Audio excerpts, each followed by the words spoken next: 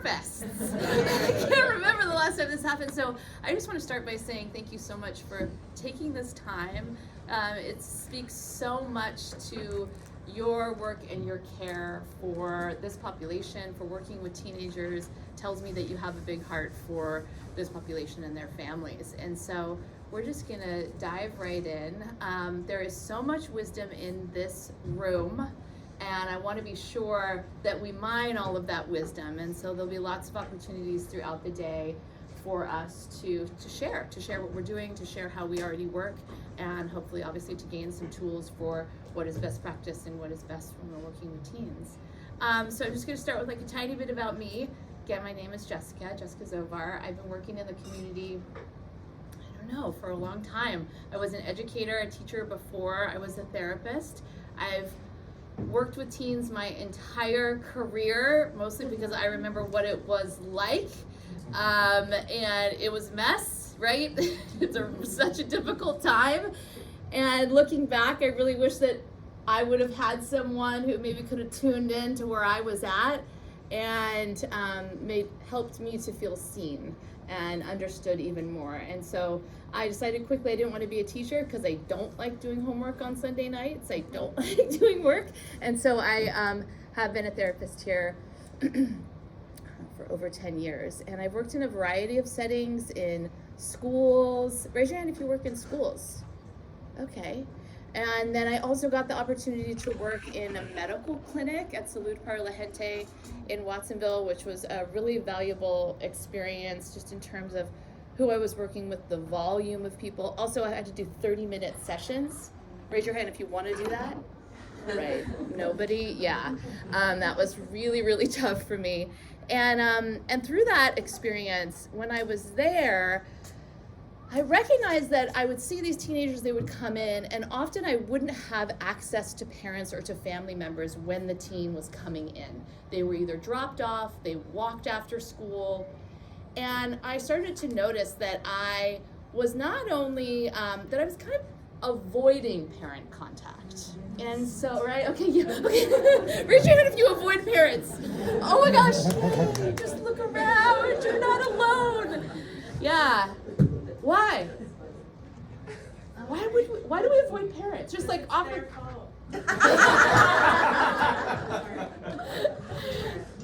Yeah, and we connect with the teens so much. We're that advocate, we're that voice, and it's really sometimes difficult to want to sit with that parent because a lot of feelings can come up for us about that. And so looking back, I realized there was many reasons in that setting why I didn't speak with parents. I had self-doubt about my Spanish speaking ability, was one. I was supposed to use a translator over the phone and I just didn't want to. Those families were often families there were migrant farm workers, so to ask those families to come in on an afternoon just was out of the question. Also, there was, lots of situations where it actually wasn't indicated for me to work with the parents, such as there was abuse or substance abuse in the house, and I didn't know how to navigate that. So looking back, I wish that I would have kind of done that a little bit more intentionally, instead of just kind of avoiding and skirting away and saying, well, I don't have to, they're here. I wish I would have made some choices that were a little bit more intentional, and so that's part of my hope today, is that we can know those places in treatment where we're making choices and make them and feel confident about why we're making them. Yeah. Okay. So please stop, ask questions, offer ideas the entire time, because it would be boring if it was just me talking, I don't think. But still, let's all do this together.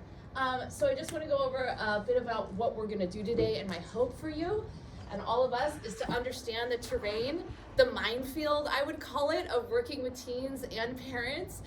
You don't really know what you might step into with where parents are at and where teens are at. So really understanding that terrain and where we can make choices in treatment to feel secure and in control of those choices, so that when we're communicating with parents and teens, it's very clear. No one's confused about where we're going or what the next step is. I know for teens, it can be anxiety producing to not really know what you're gonna share, what you're not gonna share, when they're gonna come in. And so we really wanna have that field be nice and steady. To feel equipped with assessment and treatment tools. We'll focus on both, but I think the assessment stage of treatment is one of those places where we start to, again, kind of just create our plan and feel like we know where we're going and why. And then have some insight into ourselves, the parts that come up for us. I mean, I'm already hearing there are parts that come up for us when we're working with parents, and so we'll investigate that a little too, so that we can have a bit more self-energy in the room and a little bit more space when we're working with parents to navigate that relationship. Make sense? This is roughly our schedule. I didn't put times up there because it will shift. We'll start with some introductions and warm-up. We'll set the frame, which is basically the assessment part of treatment. We'll look at that decision tree model and the places we can go, when and where and why we make those choices. We'll have lunch sometime around that time. We'll talk a bit about alliance with parents. I mean, this work I'm really passionate about is how to support parents and how to really understand the difference between therapy and parent coaching with parents, and also how to work with them and the tone and the pace that we want to, which is different than how we work with our teens. So how to kind of shift gears when we're talking and speaking with parents, so that we feel that we can really meet them there and really align with them, even though we're so connected to the teens. And then we'll look at some common traps that we need to watch out for when we're working with certain populations, whether it's high conflict, divorce, cultural considerations. We'll just take a look at different places that we want to be a little bit more cautious when we're working with these families. So I realize we're not in a circle, bummer, but that's okay. So I think what I'd like us to do, I want to do a little bit of introduction, and so just be careful. I'm always sensitive to people having to crank their neck, so just be careful, take care of yourself with that. So we're gonna just somehow go around here together, and I'd like you to say your name. And one thing you would tell your teenage self if you could now. So this gets into kind of why I think we work with teenagers, why we might love them, is because maybe these are things we wish, that we might tell them or that we might share with them. So one thing that you would tell your teenage self, and then one thing you love about working with teenagers. One thing about it that inspires you or that that gets you in the room with them. Sound good? To Christy's point in noticing the difference energetically, physically, when a parent is in the room or when they leave the room, I think these are part of the assessment, little, sleuths that we start to become when we feel that difference of what changes when they are in the room with us. And so part of it is about starting to utilize whatever's happening there with that parent, that attachment wound, that relational distress, and that's where our work with the parent starts to focus in. So we're definitely going to get to how to utilize those check-ins, when and how to have them, and how to make them work for you. So let's just start to dive in.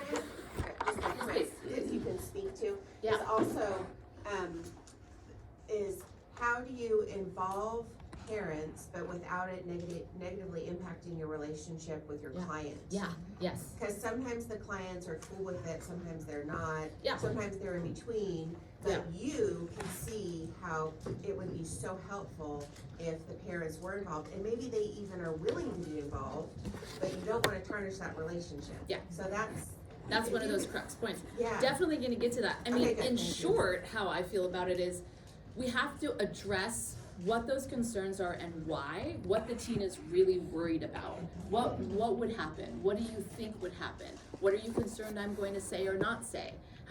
Sometimes it's just a closed family system where no change is allowed, right? The teen's not allowed to change, the parent's not allowed to change, and the teen is used to that. And so talking through and processing those trust issues and what they're going to think is going to happen, I think is so important. I've just been in a lot of situations where we kind of are like, okay, you don't like it, so I'm not gonna do it. And I don't think that's of service to them. I think we have to process that with them, and then we really have to come from our why. This is why I feel, this is my hope. I'm your advocate. I want you to feel better, and that is the only reason I'm going over here. Could you trust me with that? And just really explaining what that's going to be to them. That's where I go initially. And then really watching out for any backlash that you might have in working with the parents, and using our assessment to know who that parent is, how willing they are to do the work, and making our choice off of that. Because I'm gonna assume that a lot of parents, they want their children to be well, they want to do the work, but of course that's a spectrum where there's a lot of parents who might say they are, but push comes to shove, they're not willing. And so knowing that is gonna guide your choice as well. So that's like a rough overview, but we're definitely gonna get to do that. I like this quote. I think it sums up how it is to work with parents and teenagers. You'll get mixed up. Of course, you already know you'll get mixed up with many strange birds as you go, namely parents. So be sure when you step with care and great tact. And remember, life's a great balancing act. So teenager on one side, parent on the other. Just never forget to be dexterous and deft, and never mix up your right foot with your left. So knowing why, I can hear that knowing why we're speaking with parents is one of the, and so that we can, so because we don't really want to oftentimes, is one of our big challenges. And to know, again, I think with parents, there's such a spectrum there of willingness and ability to kind of step into that work, that we have to take all of that with us. So I'm curious, these are some of the qualities that I think of when I think about working with teens and parents, not just teens. I think we've articulated authenticity when we're working with teens and how amazing that can feel. But assessment at its finest means really being able, when you have those parents in the room with you, or when you have them on the phone with you, it's being able to assess the quality of that relationship between the teen and the parent. And again, things like willingness, and it's being able to assess multiple things at one time, to assess the teen and where presenting problems are coming from with them, and being able to assess the relational pattern, and then also any like external constraints that might be there. So I think this is what we have to do when we're working with this population. We have to be flexible. I heard how hard it is to pivot from one to the other when we have an alliance with our teens. So being able to pivot in tone and in body language. I know for me, when I work with teens, I tend to lean in because I do want to meet them so much in that space. So my body language lean in, I'm excited, I'm eager. When I work with parents, I'm often much more distanced, a little bit more, not cold, but a little bit less validating. I'm just kind of a little bit set back, so that I can do a little bit more psychoeducation and kind of, it's almost peer-to-peer mentoring, you know? It's a coaching energy to bring to them. I need to be clear. When I get on the phone with a parent, I need to be clear and usually a little bit cautious, just so that I don't overstep or go somewhere that could have backlash with my teen. It hasn't happened to be very much. I feel probably in all the time of working with teens, maybe only once or twice have there been like, you told my mom such and such, and you know, I can't believe you did that. Almost never had that happen. I speak in very broad strokes. I do not get into details about what we're discussing, but so yeah, I think clear, coach oriented towards parents, and yes, I think we need to be cautious when we're working with parents. Any other qualities you think work when you're working with teen and their parents? Yeah. Repetition. A lot of repeating things to the parents. This is where we are. This is what you need to do. Yeah, anything else? Yeah. To a certain degree, accepting, like non-judgmental, because they often have a lot of anxiety themselves. It is such a good point, and I know that what I heard is that sometimes we feel just frustrated and we want so much for it to be better. And so having a place and a space where you can offload some of that, I'm sure you have practices for yourself in general where you can do that with the work that you're doing and holding. but having a place to share with other colleagues and like release some of that energy that you might have, because that can turn into a therapist block for working with the parent, is judgment about them and where they are. And so just kind of working that angle of compassion. Yes, Tim? The thing I think often happens is that people underestimate how long it is going to take to teach a parent a different parenting thing. Yeah. We just Yeah. like want to say what it is so that it'll help the team because they'll change, without realizing that the parent may need 2 or 3 sessions to work through how they might be able to implement that advice, which sounds so simple to you. Yeah, yeah, really good point, exactly. Yeah, we think, oh, as an adult, like this should just go ahead and do it, but there's so many things that can get in the way of that, and there's such an entrenched pattern. Yeah, wanting it to happen quickly, yeah. In terms of assessment, one thing that I really like to use when I'm working with a younger teen, when the parents come in initially, is have a project for them to do together. And I drew a lot from my teaching days and pulling different projects, and it's something that it's not really about the project. It's not at all about the project. But one thing I really like to use is the earthquake. I don't know if anybody I know we have some former educators in the room that did, maybe built some kind of a structure and they did an earthquake test on it. I love to do that one with families, but it gives you so much information in terms of their body language, how they work together, looking at the dynamics within the system. So if anybody does work with younger teens, older teens, it really depends on the teenager, but it works great with younger teens. Well, thank you so much for offering that example, right? And what a foundationally, when we think about the family, it's such a metaphor for what's happening, where the weak spots are, where those patterns that don't work. Thank you. Okay, yeah, Jessica. I find it really helpful when I work with the parents is to first validate. Yeah. Validate them, their hard work, their love that they pour on this child, and the hardship that they're encountering. Thank you, and I think it's so good to give ourselves permission to do that. That does not take away from our connection with our teen, to be able to really look at that parent and say, wow, this is what this is like for you. There's so much anxiety and there's so much pressure. Teens are more isolated and more anxious than ever, and parents are more anxious than ever, and confused about how to reach their teens. So I think being able to really find that space where you can validate and then move to skills is kind of where we have to go.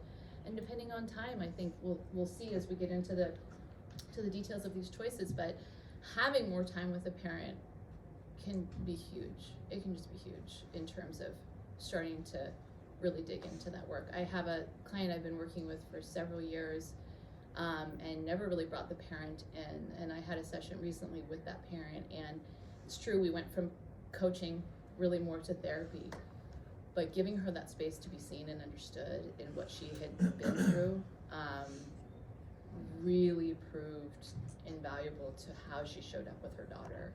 So kind of wish I would have taken that opportunity a lot sooner. Yeah. So, okay.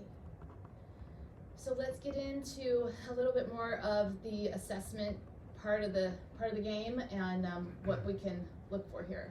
So raise your hand if sometimes you don't have access to the parent on the first session. Like they're not in the room, they didn't show, they're not there. Okay, at least some. Yeah, it's not super often, but it can happen, and so I just wanted to address what we do if that's the case.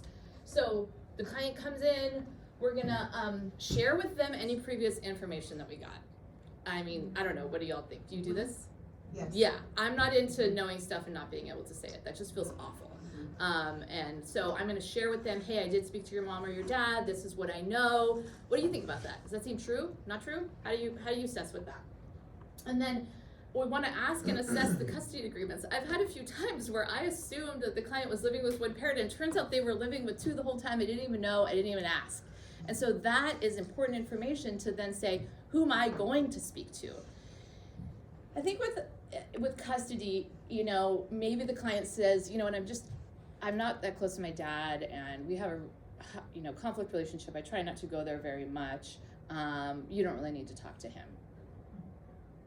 I would say, no, we need to. We need to at least have both parents on board when we're starting. Doesn't mean ongoing contact, but, you know, because the risk is that that parent doesn't know, they feel like an outsider, they sabotage and make things worse for the client. So I think it's really important in the beginning to speak to both sets of parents in terms of custody. Also, Yeah. Depending on the age of the minor, Right. you're legally obligated to notify the parent that you're treating them. Yeah, yes, you are, although, you know, I've worked in settings where one parent had custody and signed and that was enough, and the client tells me, you know, my dad knows, but it's fine, or kind of downplays that. So again, yeah, legally you are, and then I think it's just important to make sure that you do, because there were times when I haven't. And then to start to outline your approach for communication with parents with the teen really early on. So how I frame this is I assess their comfort or discomfort and why, what they're worried about. And I then share what my plan is. And for me, my plan usually sounds like, depending on the cadence of treatment, I'm going to check in with them about every 3 weeks. About every 3 weeks, I'm going to, so then that just sets a tone that we're going to be communicating, and then I can either go up or down from there. What do y'all think about that? Different than what you're doing? Doesn't sound good? What do you think? Yeah. Then I don't check in with the parents. I don't check in with the parents, and sometimes they're like, I don't want parental involvement, like I want it, and the parents are sometimes supportive, like, I want this to be theirs or whatever, but Yes. I've never really established, I'm gonna check in with your parents every X amount of time. It's like, if I feel like we need to loop an adult into this session, I'll let you know, like, you can tell them, we can tell them together, or I'll tell them, but like, and now I'm like, I'm doing it wrong. You're not doing it wrong. You're honoring, what I hear is that you're listening to how important the relationship, the sanctity of that time for them is. I was an educator, and you could probably already tell that structure isn't my super strong suit. So I would come in and I would be like, let's connect. And then I would lose that structure and I can't ever get it back. So what I'm worried about is being able, I want to start tighter, Yeah. and then I can always loosen up. Yeah. And so that's the reason that I'm saying that. And then I'm also cluing the kid into, yes, you have a right to confidentiality. You have a right to this space. And also, there's going to be times when I think it's necessary for us to talk with parents. And so that's really what it is kind of like setting that frame so they're not like, oh, but wait, does that make sense? Yeah. Tim. When you do parent check-ins, is this part of the session? Is this at the end of the session, between sessions?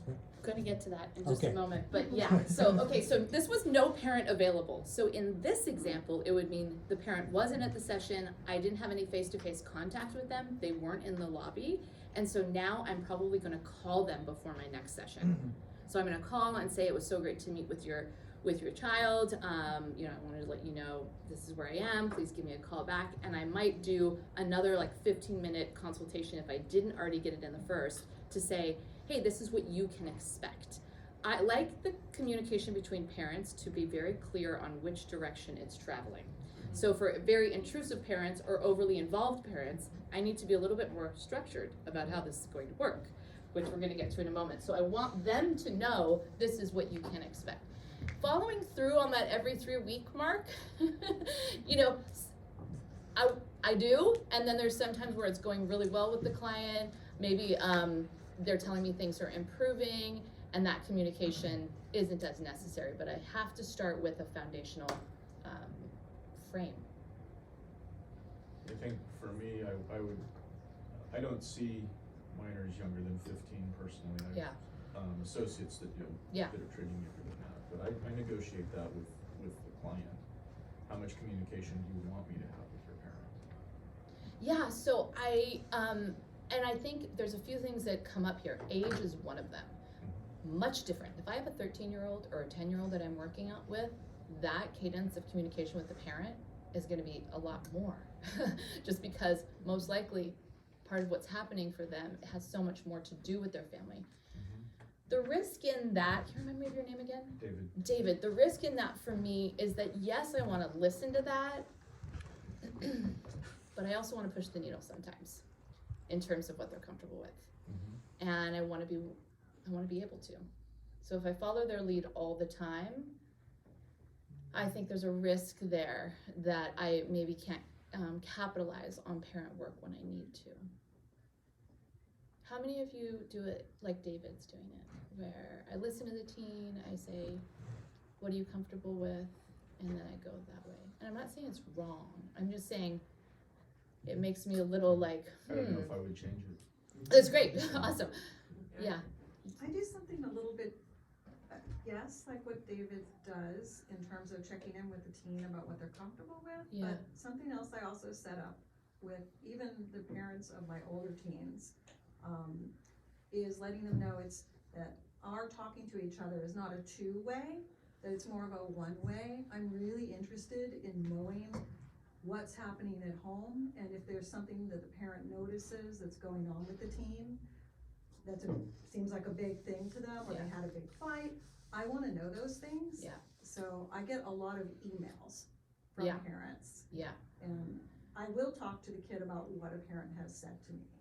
And I let the parent know that I am likely to do that, but I find it really helpful. Right, just in terms of the information, so that you're on the same page of what's going on. Yeah, I've definitely had situations where there were things that were happening at home that they didn't tell me. Mhm. So I think that that's important. Yeah, also we want to differentiate between providing a general update to a parent Mhm. versus talking about what their child is saying in session. For sure, and I would say it's definitely the former. It's definitely an overview, that check-in, Yeah. and we'll get more into what that check-in can sound like and look like so that you can use that. Yeah, That I was brief really time. speaking to talking about what the child is saying in session, and that I want to give the minor agency about Oh, big what's time. discussed. Big That's what I time. was And doing. how I frame that is, if I'm gonna go and talk to your parent about something, you're going to know what it is Yeah, right and up front. why. So same, yes, exactly. It's not like, hey, I wanna tell them about all the things that are happening in your life.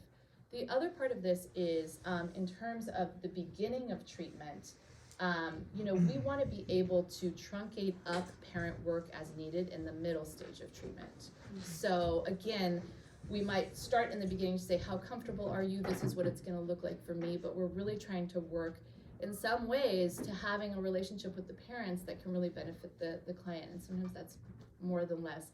Research does indicate that outcomes are a lot better when parents are involved in treatment, and involved more than just dropping them off. So we kind of have to really have that door pretty open. I too get emails, but again, I like to have a sense of a little bit of control over that so that I'm not being flooded with information. So that's why my communication with the parent is so important to say this next piece, which is, we'll get to why the parent needs to speak to you in just a moment. Like, what you're gonna say to the parents is important for them if it's happening.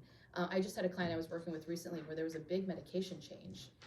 And the client came in and I started to notice some differences in affect and the way that, and I hadn't known. I really wish that parent would have known, hey, I just wanna let you know, we went to the doctor on Friday and we decided to make a medication change. So being really clear about when they need to reach out to you is super important. So I think the confidentiality piece, it's such a gray area. It's not full confidentiality, but it is mostly full confidentiality that the client has.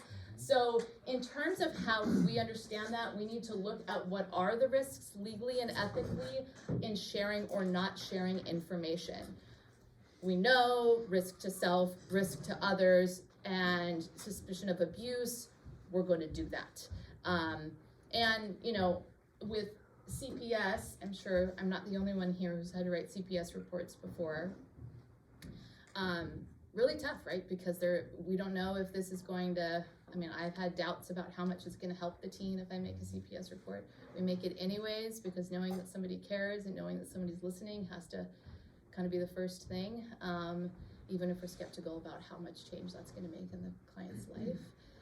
And so assessing the risk that we face in sharing or not sharing is really important. What's the level of risk in the teen's behavior?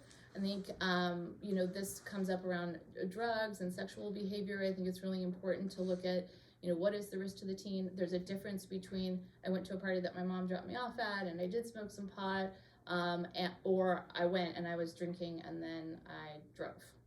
And so just assessing the risk level in the behavior is really important. And then of course, talking through that with them on why you would share that information and what the benefit or risk of that would be.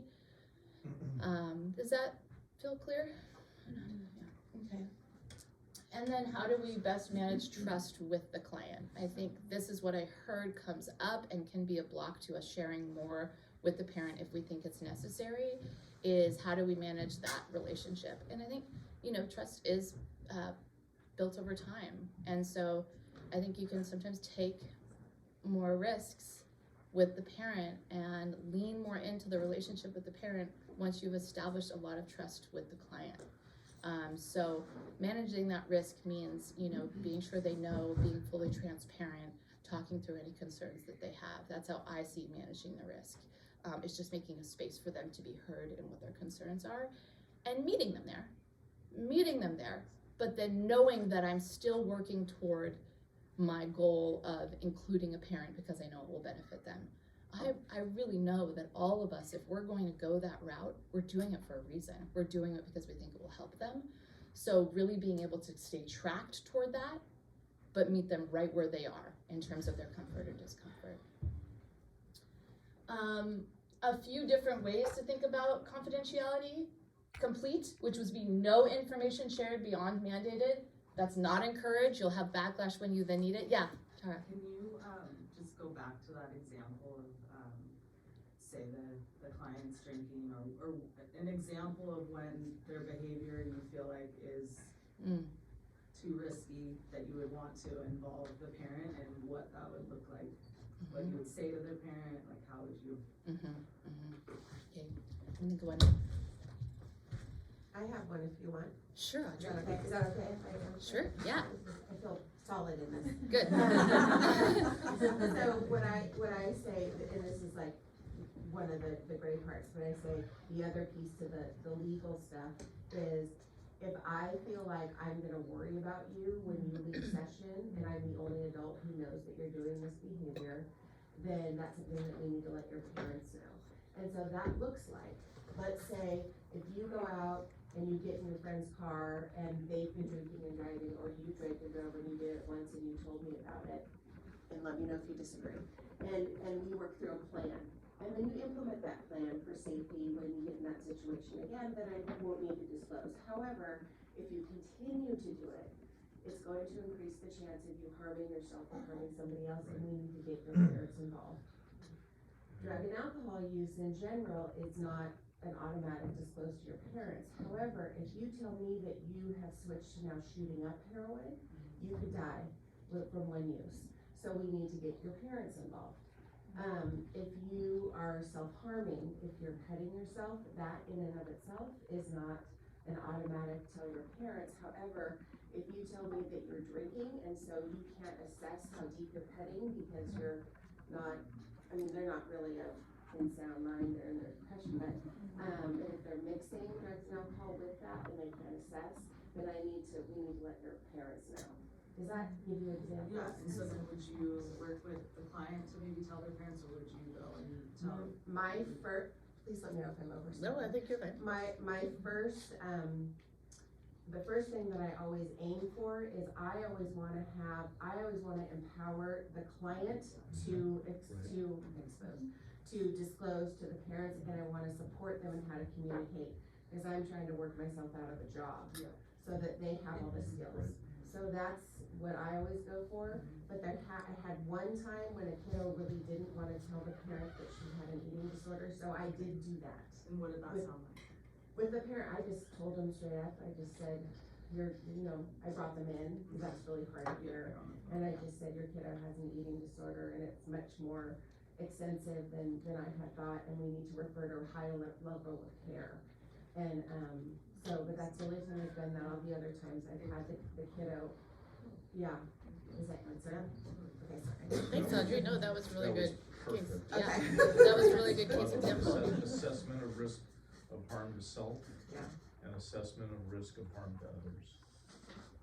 Yeah, and empowering them to be able to use tools and, practice safer measures Yeah, first, and then see how that goes, and give them the opportunity to. So yeah, that sounded great to me. I mean, I think communicating with parents, again, you're kind of also assessing how that parent's going to respond and their, willingness and open, if they're just gonna come down on the teen and it's really gonna have a lot of detriment to that relationship. That's another part of why we might, how we might encourage the teen to do that first. Well, in So, a yeah. case like that too, you could also ask the teen, is there somebody else? Is there another adult Right. in your life? Right. That might feel safer to you? Yeah, exactly. And in the home, who is the safest person? I mean, I think a lot of times with their depressive episodes and places that I call the places that we go to that are dark, and they're often very isolated in those places, and maybe they're communicating with friends when they're depressed, but there isn't an adult on watch during that. I really think I want that to be client-led. I want them to feel and empower them that there might be a way to get support when they're at home, when they're feeling depressed and feel like they have a lifeline there. The block there is mistrust or how they haven't gotten their needs met by their parent in the past.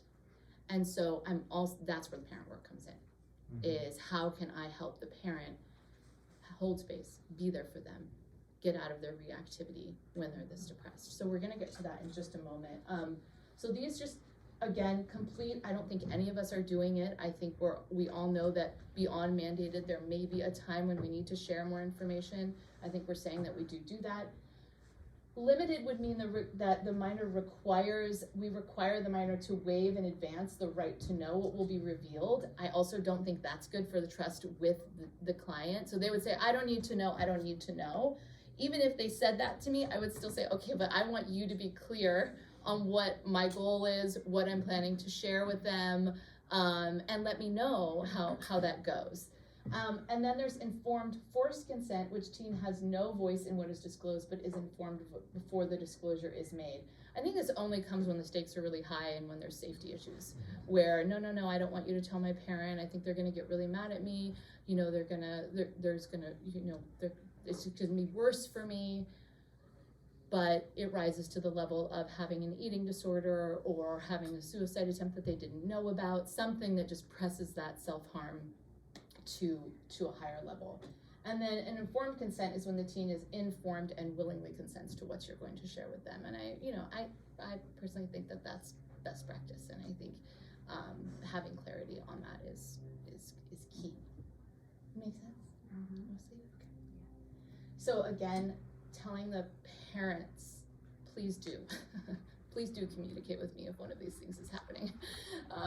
There's just been times when I assumed they would and then I didn't hear from them. So if not present initially, we want to have communication with them. So this is communication coming from them to you. If there's medication changes, if they're seeing extreme mood changes or something that seems like things are getting worse, I do want to know. I think teens don't really sugarcoat. For me, I think they're pretty honest, but it can happen where they just are like, everything's good, things are going just fine. And so having another pulse on what it looks like at the home. And a lot of parents do actually step way back because they so badly want their teen to have that support that can be a risk too. Changes to medication. If there's a 5150, I did have an example where, again, I'm the client's therapist and I didn't know she was 5150 by somebody else on Friday, and she came in on Monday, and I'm like, wow, I kind of would have loved to know that earlier. And then if the relational pattern is worsening, if there's more isolation, if there's more fighting and more conflict, again, I think you're going to hear it from the teen, but I want to empower the parent to be able to come to me and tell me that that's true. Any other times you feel like it's important? Yeah. Oh, I was just gonna ask, should we request that the parent does let us know if there is like a big fight? I mean, I had one where the cops were called and everything, so. Yeah, I mean, sounds traumatic to me, so I would say so, and I'd also want to be able to hear that from the parent's perspective.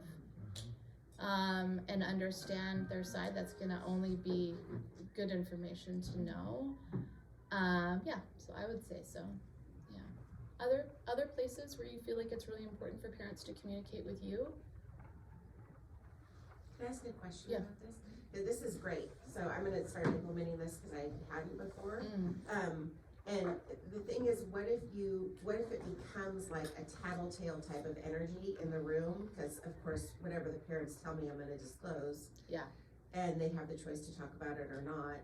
But if it becomes like another call, like how do you deal with that? I know. So that's the kind of intrusive, overly anxious, meddling Yes. type of parent that we all love so much. Or they also just don't know.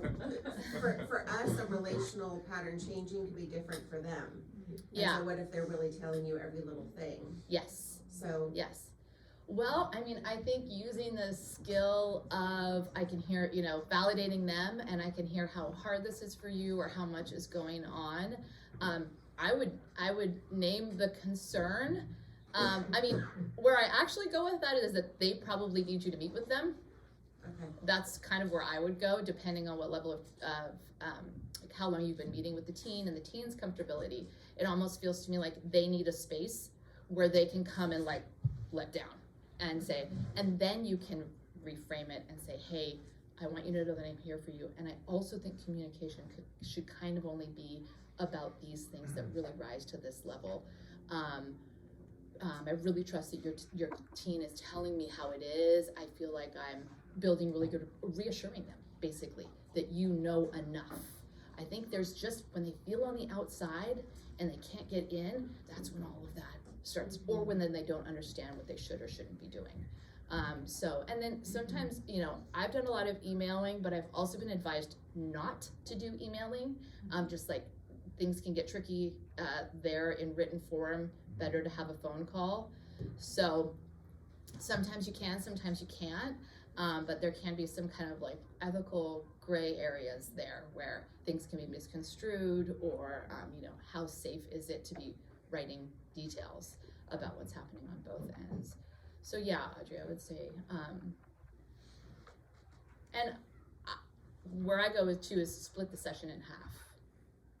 If you can get the parent to come and just meet with the parent for half of the session, only the second half, and to kind of firm up that relationship so communication starts to not be so, so you're not so bombarded.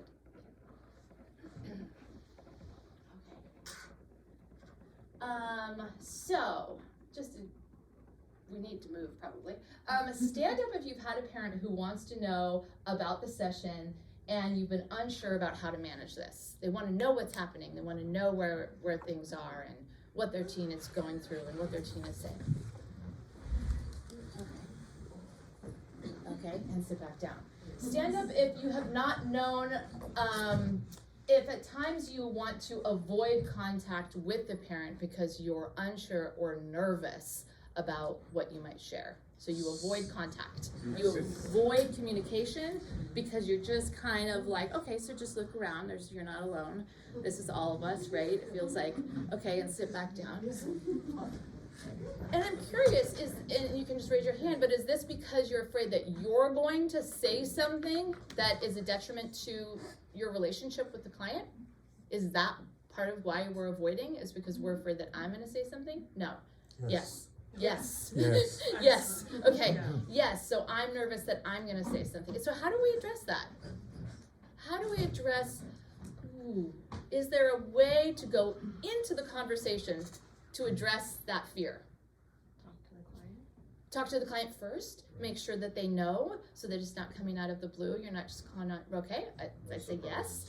Yeah. Mm-hmm. I think last year I was working in schools with younger children, and I always thought like it's okay to go slow and take some deep breaths, and it's okay to tell the parent like you'll get back to them on something, even though it might seem a little awkward, but it's, if you need to, you don't have to do it right then. Yeah, okay, that's very wise advice. That's amazing to be able to just pause again, because there can be a lot of emotion and things can move quickly, and that's what we're afraid of, is saying something or doing something that's gonna hurt the teen. Yeah, that sounds smart. Yeah.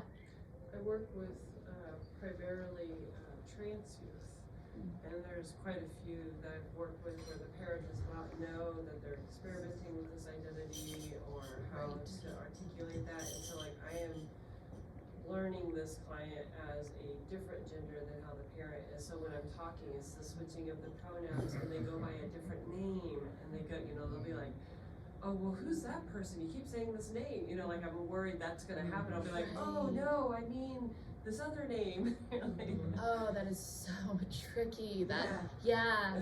So then how do you manage that then? Are you just I hide. I think there are subtle ways to hide and then more like overt ways to hide, you know? I mean, I think we can be cautious and say less as a way to make sure we don't overstep. That's a kind of subtle way to hide and protect the relationship and make sure we don't, we don't cause harm. But I think what we're all saying we want to do here is not avoid contact. That's kind of my hope, is that we lean in when we know it's needed, and we'll get more into the whys of that.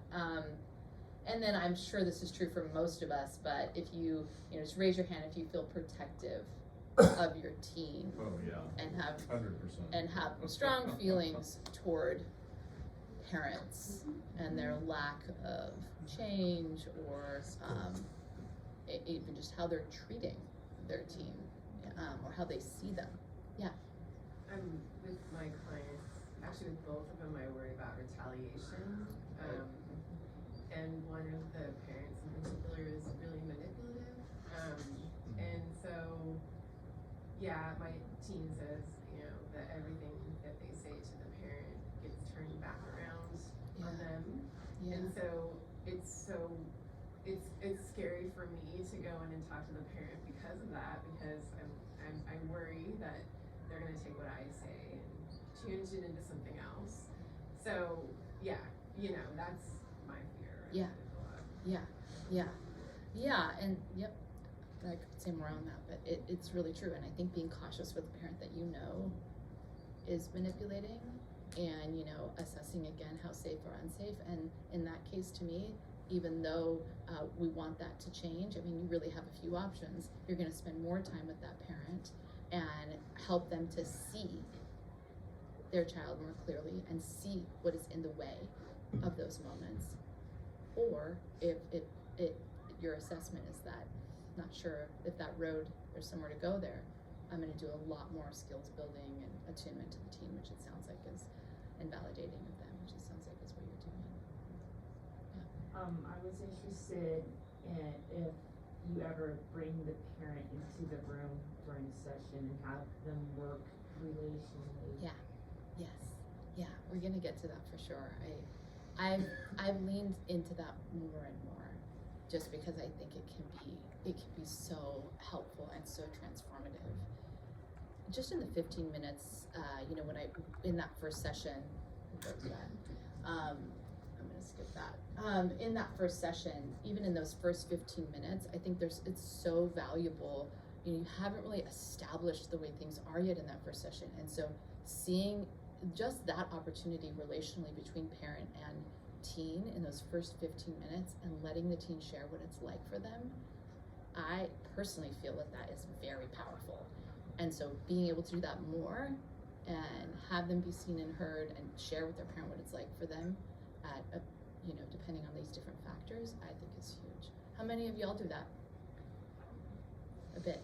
Okay, so that, it seems like that's kind of maybe the zone that we want to know that we can do, and that's what we're gonna get to. So in assessing, and we're gonna take a break in like a few minutes, it's before lunch, but so one of the things you're starting to figure out is how much of these treatment goals and the client's well-being has to do just with the teen, how much of it has to do between the teen and the parent, and then with the family overall and the system. And so an example of teen alone would be a client who comes in, they're having stress at school. They just have some pressure, they feel like they can't do it, it's just a lot for them. Maybe they also have some like social anxiety or some social skills that they want to work on. Maybe their self-esteem is low because they haven't been doing good in school. But generally when their parents talk to them about it, it goes pretty well. The parents are supportive, they're ready and willing to do the work. I might have some work to do with the parent there, maybe to follow up and use for like in terms of how they are with the teen when the teen is expressing themselves in terms of their stress. But most of my work is going to be with the teen at that point, especially if they're older. If they're 13, 14, you know, there might be these moments, again, take the same setup, pressures at school, anxiety, some perfectionism perhaps, wanting to do really well and not knowing how to get there.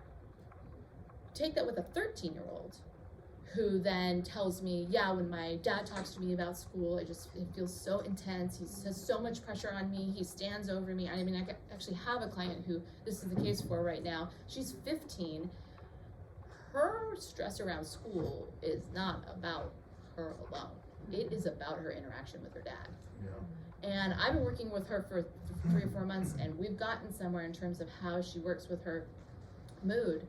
It's imperative that I meet with her dad. Like every day he's yelling at her about her schoolwork. So assessing how much has to do with the relational pattern, right? Because I think I'm hearing we can do a lot of work with the teen. But if they go back and they're dismissed, if they go back and they're not heard or not validated in that, or the parent is really overreactive, we've got to get to that. We just have to get to that. You're also going to assess safety concerns, which are, Sorry? it's okay. You want me to grab it? No. No, which are immediate. And I really liked, Audrey, the way that you framed that you know, there's a range of how we bring the parent into that. My concern is when the teen is alone at home with no adult and only other kids online, which tends to be the case these days.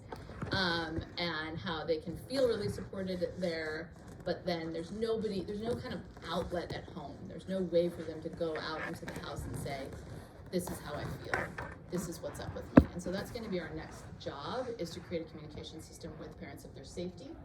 You're also looking at how much conflict and how much emotional charge. If there is high conflict and high emotional charge, it is not safe to bring the parent in the beginning. You do not want them dumping on their kid in a session with you, which they might. And so we gotta wait a little while, or do more parent work to reduce that emotional charge, or do more work with the kid for a few months to get them to reduce their emotional charge and feel more empowered before they bring the parent in.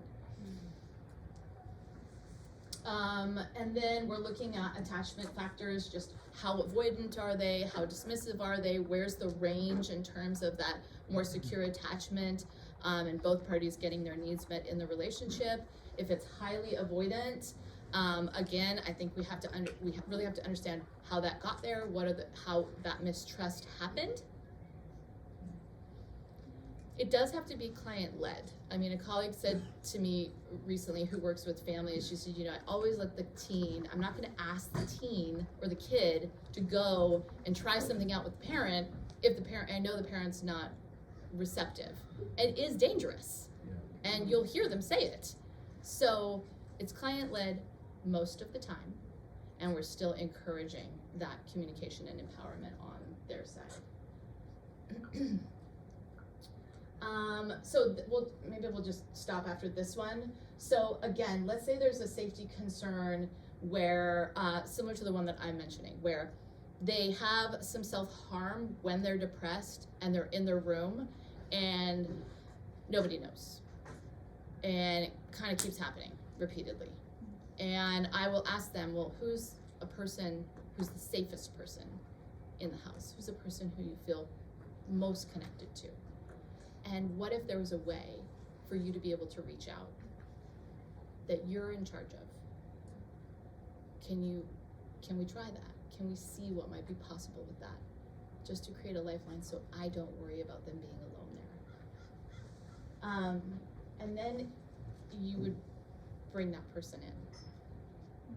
And you would tell them, if the client is amenable to it, you would tell them, hey, there's these you don't even need to be extremely detailed, but we need, we all go to dark places, and your teen is going to these dark places, and one of the things that make that worse is isolation. And so what that looks like is a system to share their mood. So sometimes it's just 0 to 10. Where are you? And a regular cadence of checking in. So each week, that parent's the child's gonna come to, so client-led, the client's gonna come to the parent and say, out of 5 days, out of 7 days, like, I've been at a 10 all week. Being able to say that in a way that doesn't incur a lot of judgment or reactivity. You have to coach the parent on how to do that, and how to know that that this is scary, and I know it can feel like really, really hard to hear that your teen is this low every day. And this is the beginning step to being able to meet them there. You assess what they usually do. What do you usually do when your teen is in low mood, or you know that they are? Well, I just meddle, and I just ask questions, and I just want to know, and can you tell me? And you know what happens with that, then they shut down. So we're getting the parent to stop doing that. And that would be direct coaching in the moment when the teen and the parent are in the room, and talking about this safety plan in a way to monitor mood. So it's rate it, have the teen lead how they're communicating with the parent.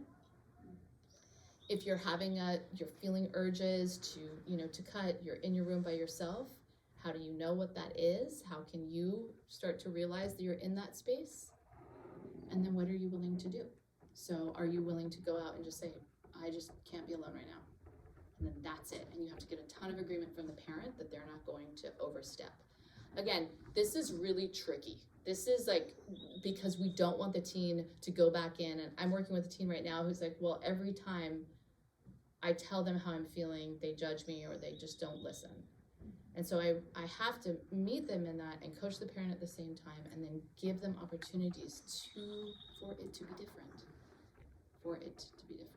So, if you hear a no, it doesn't mean it's a dead end. It doesn't mean you cannot have that parent be a resource for them when they're in danger. It just means it's a trailhead to figure out where the mistrust has happened, what has been done to them by that parent in the past, and then to work that angle with the parent directly.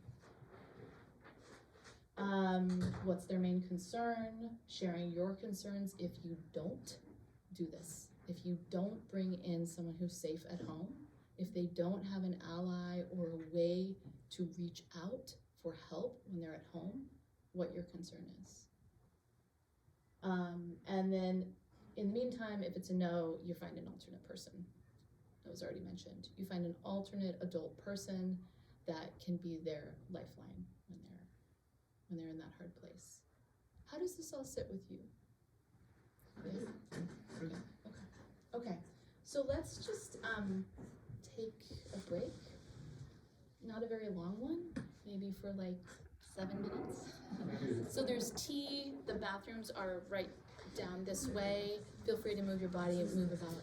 And water is this? Water is this. Yeah. Maybe there's cups back there. I didn't actually. So thank you so much, Dad, for coming in. It's been so great to hang out with your teen for a little bit here and to get to know her. And I'm really excited to start to work with her and continue treatment.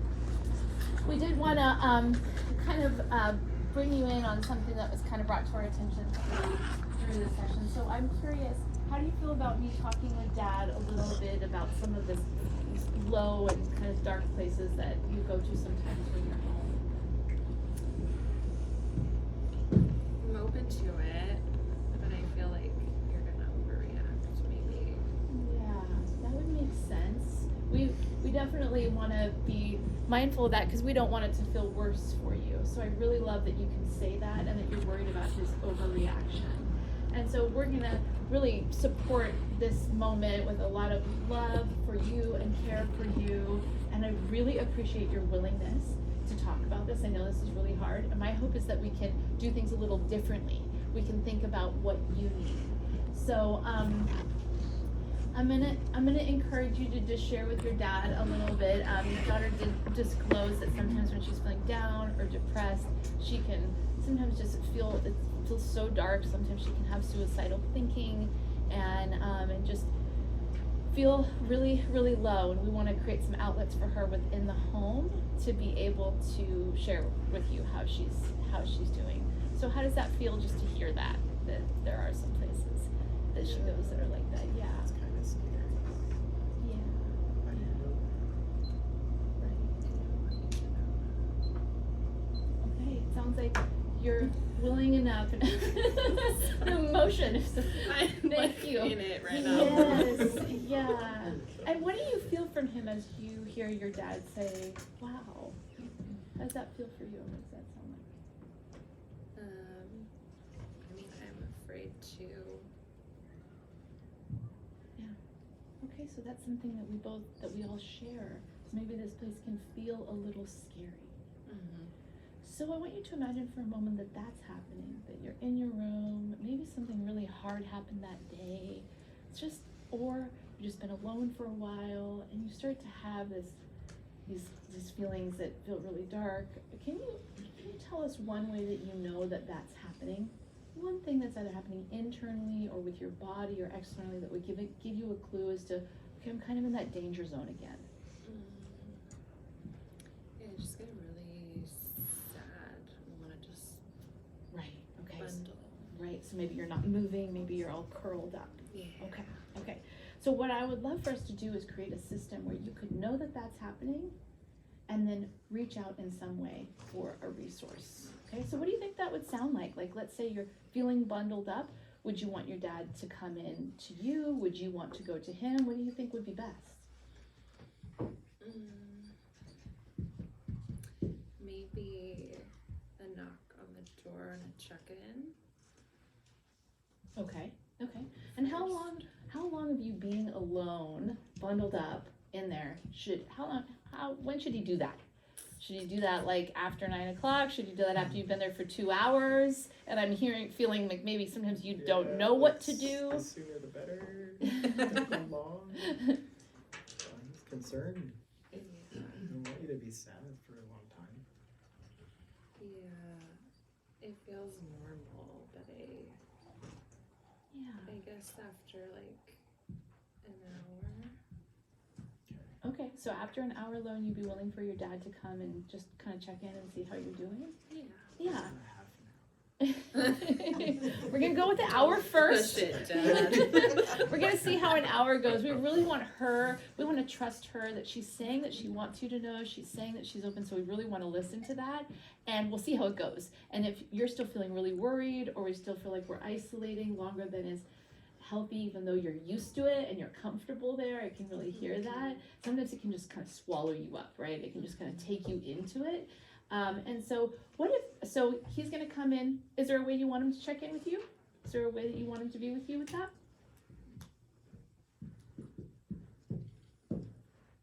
Maybe like a little arm touch. Just Okay. like a, hey, 'cause that sometimes helps me get out of my head. Like just a little poke Okay. around. Yeah. Okay, so it sounds like she's less about asking questions and more about just, hey, how's it going? I'm here. How you doing? Maybe a little contact.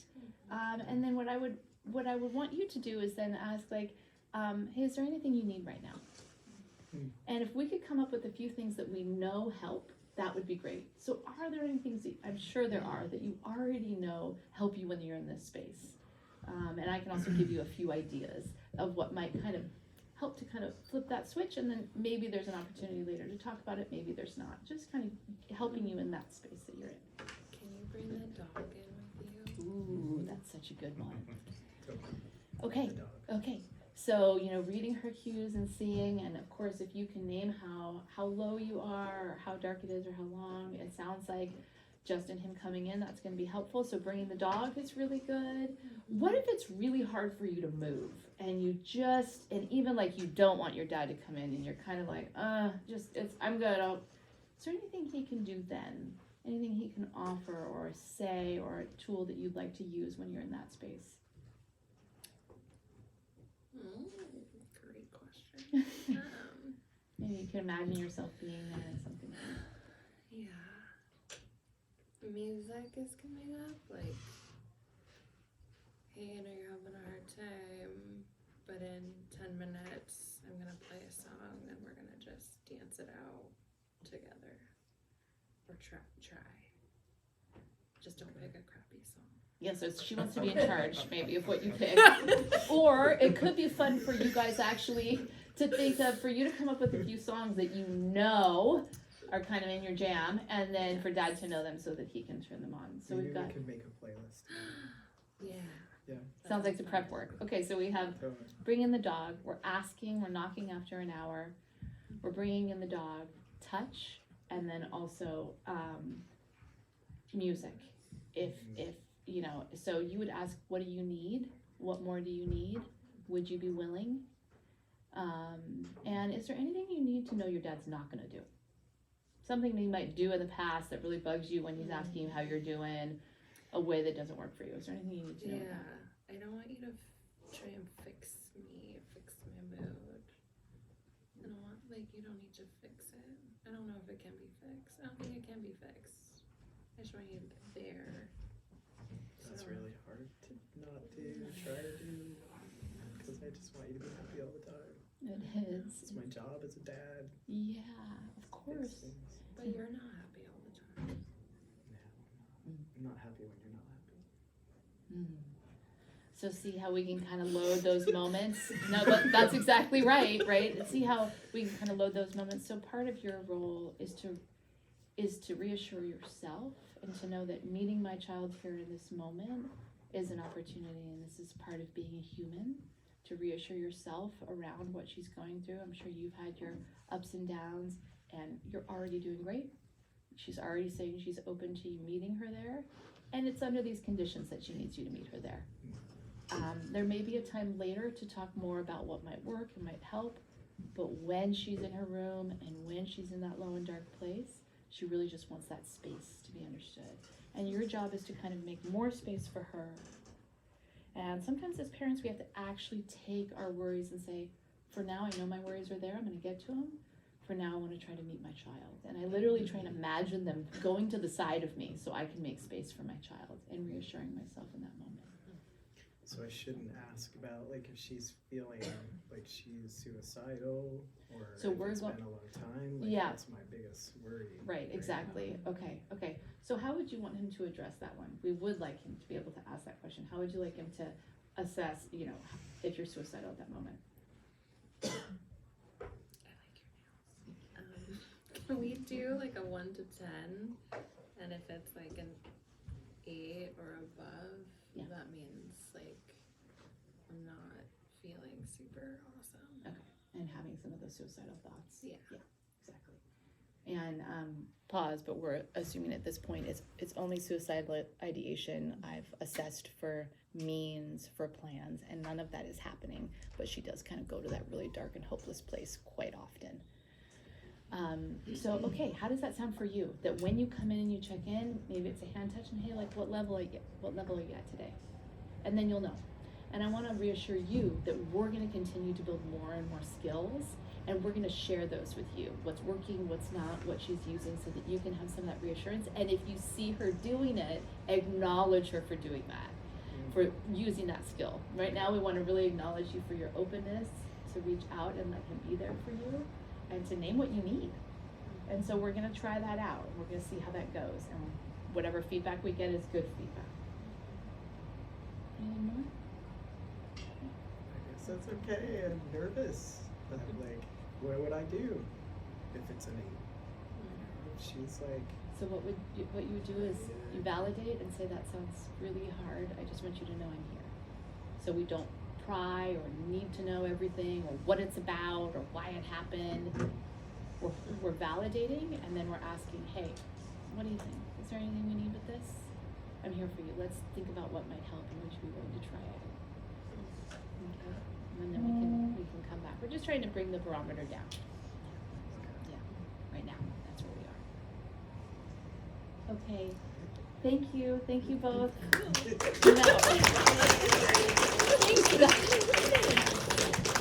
Okay, anything stick or of note for that or stand out to you? Would you do that? Could you do that?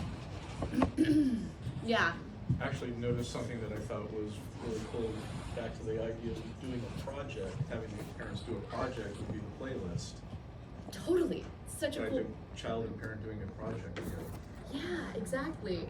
Yeah, and like what's your vibe there? You know, like what's your moods? What works, what doesn't? I think it's so amazing to just see what they come up with. I love that you said the dog. I love that you said that. It's just so true. Animals are so healing. So yeah, coming up with, ooh, now we have something that we can do. So this is just really what we're doing is like a system for monitoring mood. And you know, this works for everybody's benefit because the more they have a system between parent and child to monitor mood, the less anxious the parent is generally, and the more access they feel like they have, and then things chill out. So that's often how I frame it for the teen. It's like making sure that you feel safe first and communicating is the first thing. But if we can do that, this works in your benefit. You're gonna want this because your parent's gonna chill and be a little less riding you if they just have a way to understand. Yeah. Okay.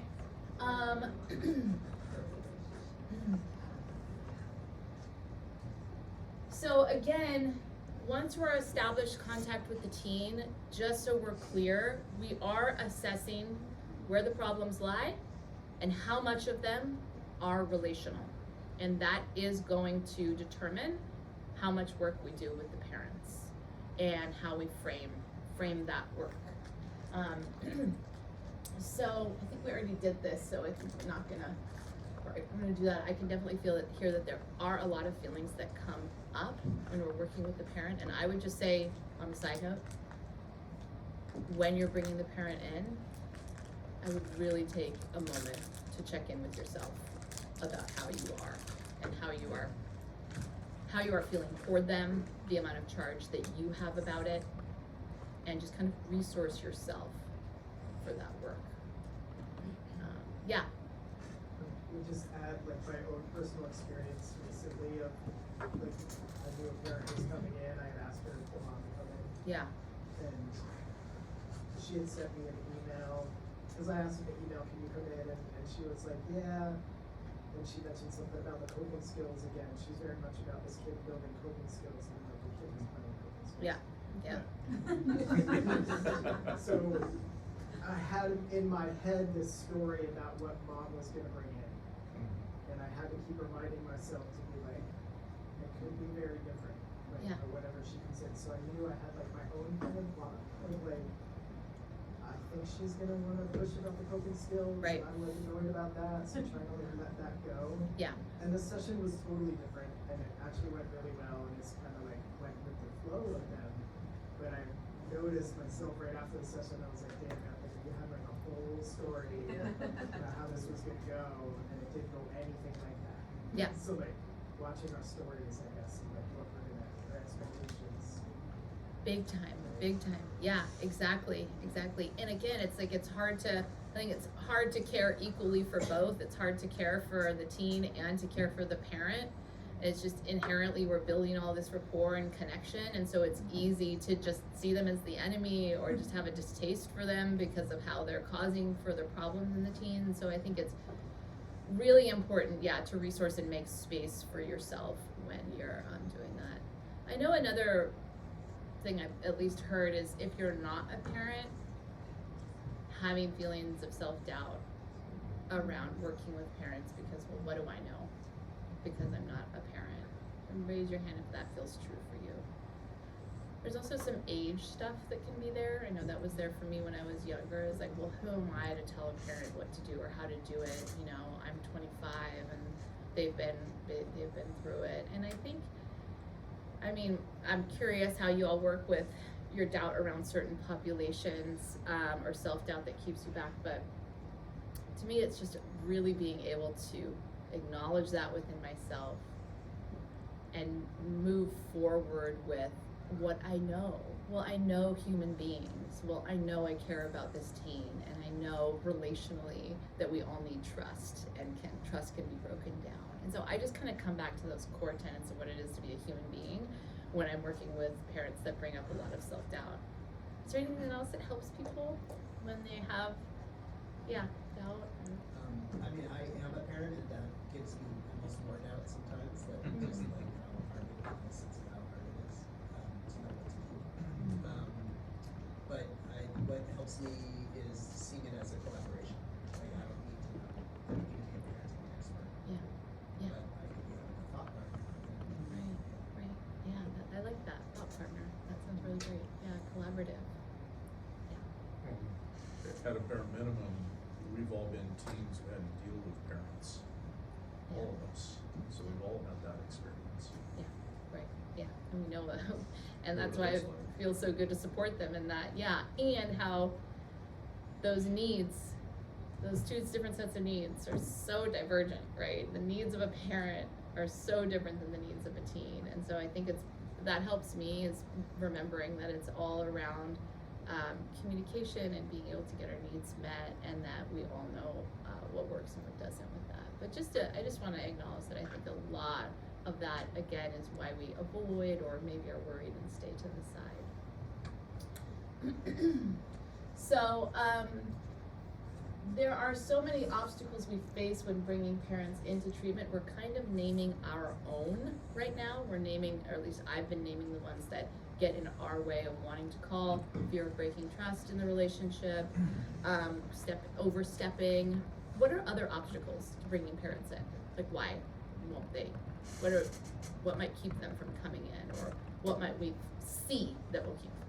Yeah. Maybe difficulty between the two parents, like they're in or not in a relationship together anymore. Trying to deal with that. Yeah. Right, and then maybe one's more active, or one's more bringing them, or conflict between, so they don't want to be together in the room. Definitely, yeah. You mentioned a bit earlier, but financially or job-wise, it might not be an option. Yeah. That can be really difficult. And then if a parent, unfortunately, doesn't feel like it's their fault, or they say, why do I need to be? It's about them, not me. So that can be a big step.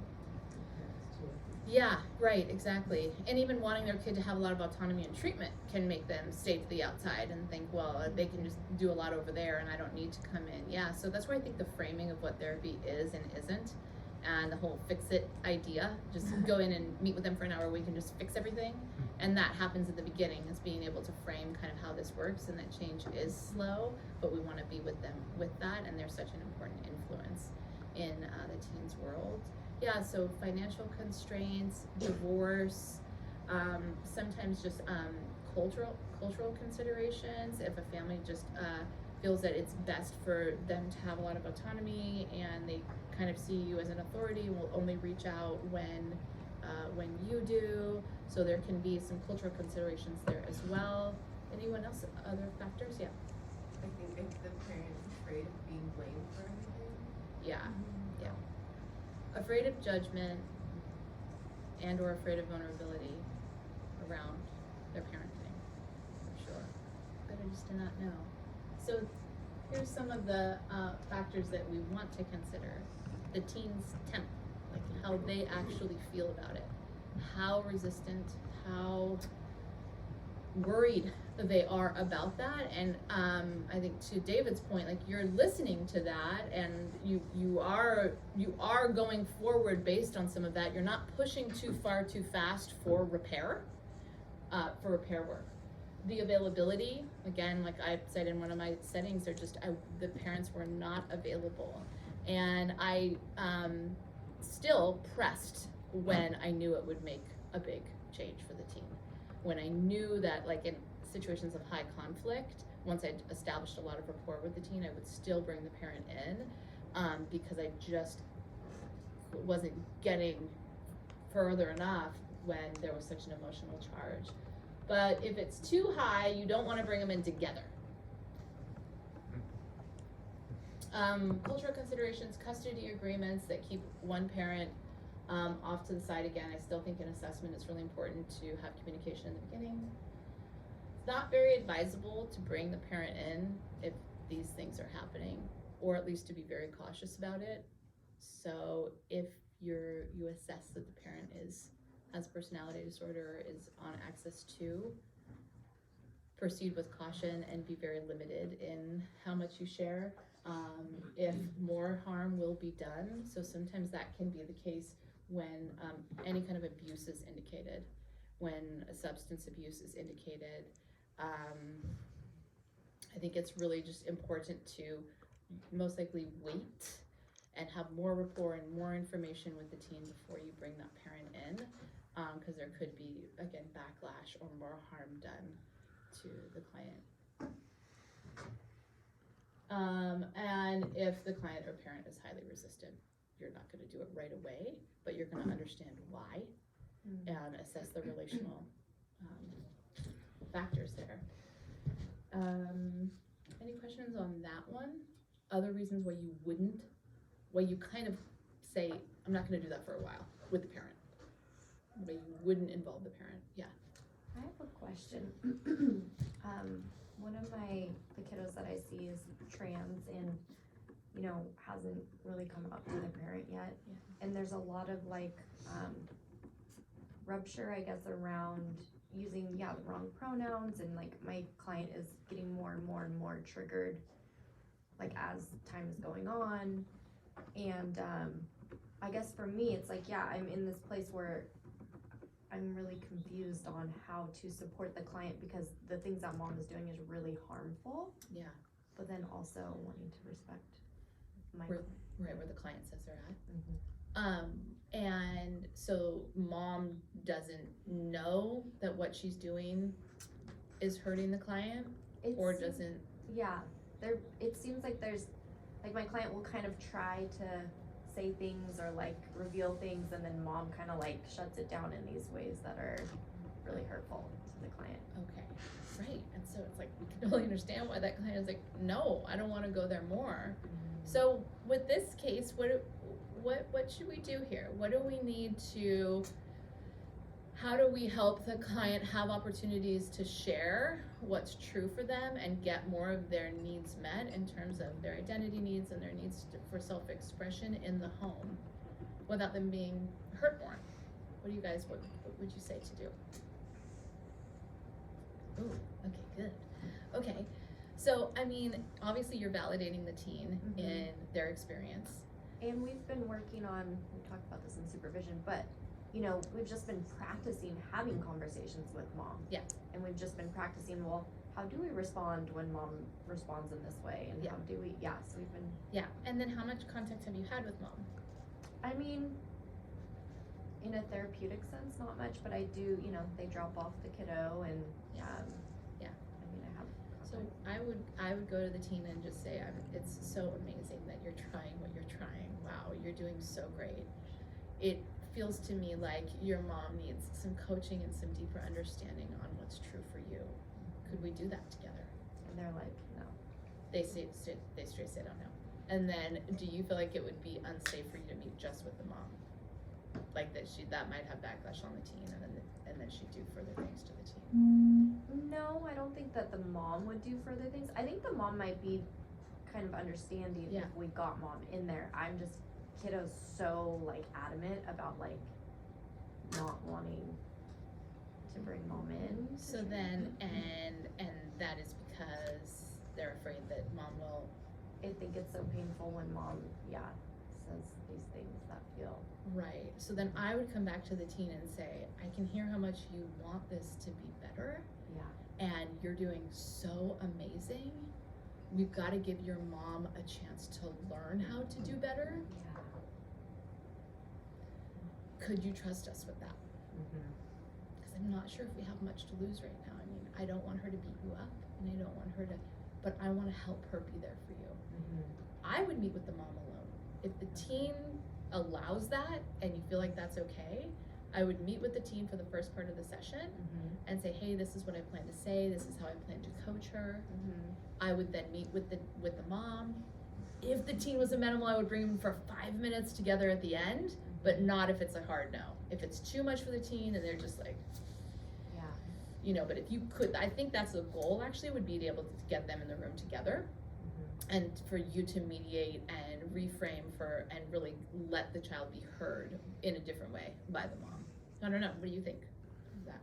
Yeah, I think that's possible, and I think too that I could go about it in a way of not completely like, I don't wanna say like outing the teen, but like saying in ways like, well, when you know, my client has expressed this to you, this was their reaction, instead of like saying, this is how my client feels and you're not being supportive.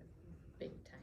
Yeah. Yeah, that sounds like a good distinction. And I think the content, the exact details of what they're sharing or not sharing isn't really the thing. The thing is having a space where I feel like I can tell you, and I still do think that the parent work is to coach her reactivity and understand, and that wouldn't really be safe at this point to be done with the child. Like, you know, if the mom said, yeah, well, you know, is like naming her reactivity, a lot of times that is safer done with the teen not there. For them to be able to offload and express, and then you'll hear the block, you'll hear what's true for them.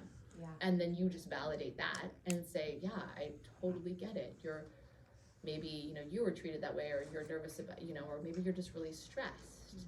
And then give them a few skills to do, like make it really, really small and tight. And then I would frame it really concretely and have them practice it. Well, they're not together yet, but eventually it would be like, okay, you're gonna practice this and just see if your mom can do it differently. Yeah. Okay. That sound good? Anything else that y'all would do in that situation when the teen is that resistant to meeting with the mom? Would you force them? No. Right. You have to listen to it, and we get so much. That's why I think that first session, when nobody's kind of agreed to not being in the room together, you've got to use that as much as you can to say, like, well, what's it like for you to be with your parent in the room? I ask that question a lot, like, what's it like for you to be here and hear, like, from the mom's angle, what's it like to hear your child say these things? And usually there's more vulnerability right then, because they're just not as reactive. They're not in the moment of that heat. Yeah, and we'll get a little bit more into a little bit later on today about how you can work those particular dynamics with the parent and the child. Okay. All those things are true. So now we're just gonna go through like 4 different ways to think about parent work, and then we'll be able to practice them. So the first is for ongoing parent work or parent and teen work. I'm not gonna exactly say what ongoing means. One of the things that comes up with how much you're gonna see the parent, at least I know it comes up for me, is I don't wanna take a session that I have with the client away from them. So if there's a lot of distress or there's a lot of acuity in the teen, you're gonna either need to find another session, and I don't know if that's possible for all of you, but and then there's financial considerations, but another session for the parent, or do a half and half, like take up half of the session if you need to. So the reason why you would do this straight from the beginning, and you're gonna know that you need to do it, is if the conflict is not super, super high, there's kind of a low to medium emotional charge there, meaning there's some safety in the relationship, just kind of moderate symptoms. And that if there are safety concerns, I think it's important to have more parent engagement from the beginning. And safety concerns just can be you worried about them, that they are depressed so much of the time, and you want the parent to have resources there. And then there will be a high benefit of repair. The outcomes for you working with the parent are they're a lot. So again, that case example that I told you where the teen is, actually I have one, the teen is stressed over school, having anxiety, and has this pattern with the family where the parents ask her about it, she shuts down, doesn't know how to talk, and then goes to her room and isolates. That's a very concrete pattern that's happening in the house that we could directly work with the parents. So I think, hoping that makes sense. And the ways that you can do that are by bringing them all together, conjoint or family session, if the teen is amenable to it. Doing a split session. I always meet with the teen first, And we're gonna get more into what family work looks like, but again, the client is the teen. So I pretty much always start with the concerns of the client, their perspective, my addressing what their needs are. Parent work, and then working with the parent alone, it's obviously more about what's going on for the parent and what are the blocks for the parent. And then that can also mean regular phone calls. So, I mean, this is where I know my boundaries are not super great, where I'll have long conversations with parents. My husband's like, why are you doing that? You're not being paid for that, are you? But, you know, if I really feel like it will go a long way, I will do it, if that's the only access I have to them, with them. So that's if all of those things are true. So in your case, the teen is not there. She or they are more resistant. So you're moving toward more of a semi-regular contact where you can still be coaching the parent and providing opportunities for the parent to do it differently, but maybe that's not done together. It's done separately. If the teen has trust that will go okay. So to move forward individually, you're still having to really assess the blocks for the teen, why they don't want you to do that, what their concerns are, and then you're naming your concerns. Well, I hear you trying so hard, and I hear her not knowing how to do it differently, and I don't want that for you. So can you trust me a little bit on that one? What do you think? Can we give her a try? You know, parents, they could change. Like, I just use humor. Like, you never know. Like, she might just... So semi-regular contact, there aren't really any high safety concerns. The client requires individual, meaning they just need that time with you. And you don't want to take it away. And I mean, I think this is probably the case for most of our teens that come to see us initially, is they just really need that space. So that's where semi-regular contact comes in. Phone or taking up one of their sessions. How would you feel about that if we did that? And again, assessing a possible loss of trust. Does this make sense? Yeah? So how many of you are mostly doing this one, semi-regular contact? Okay. And what about the first one? Okay.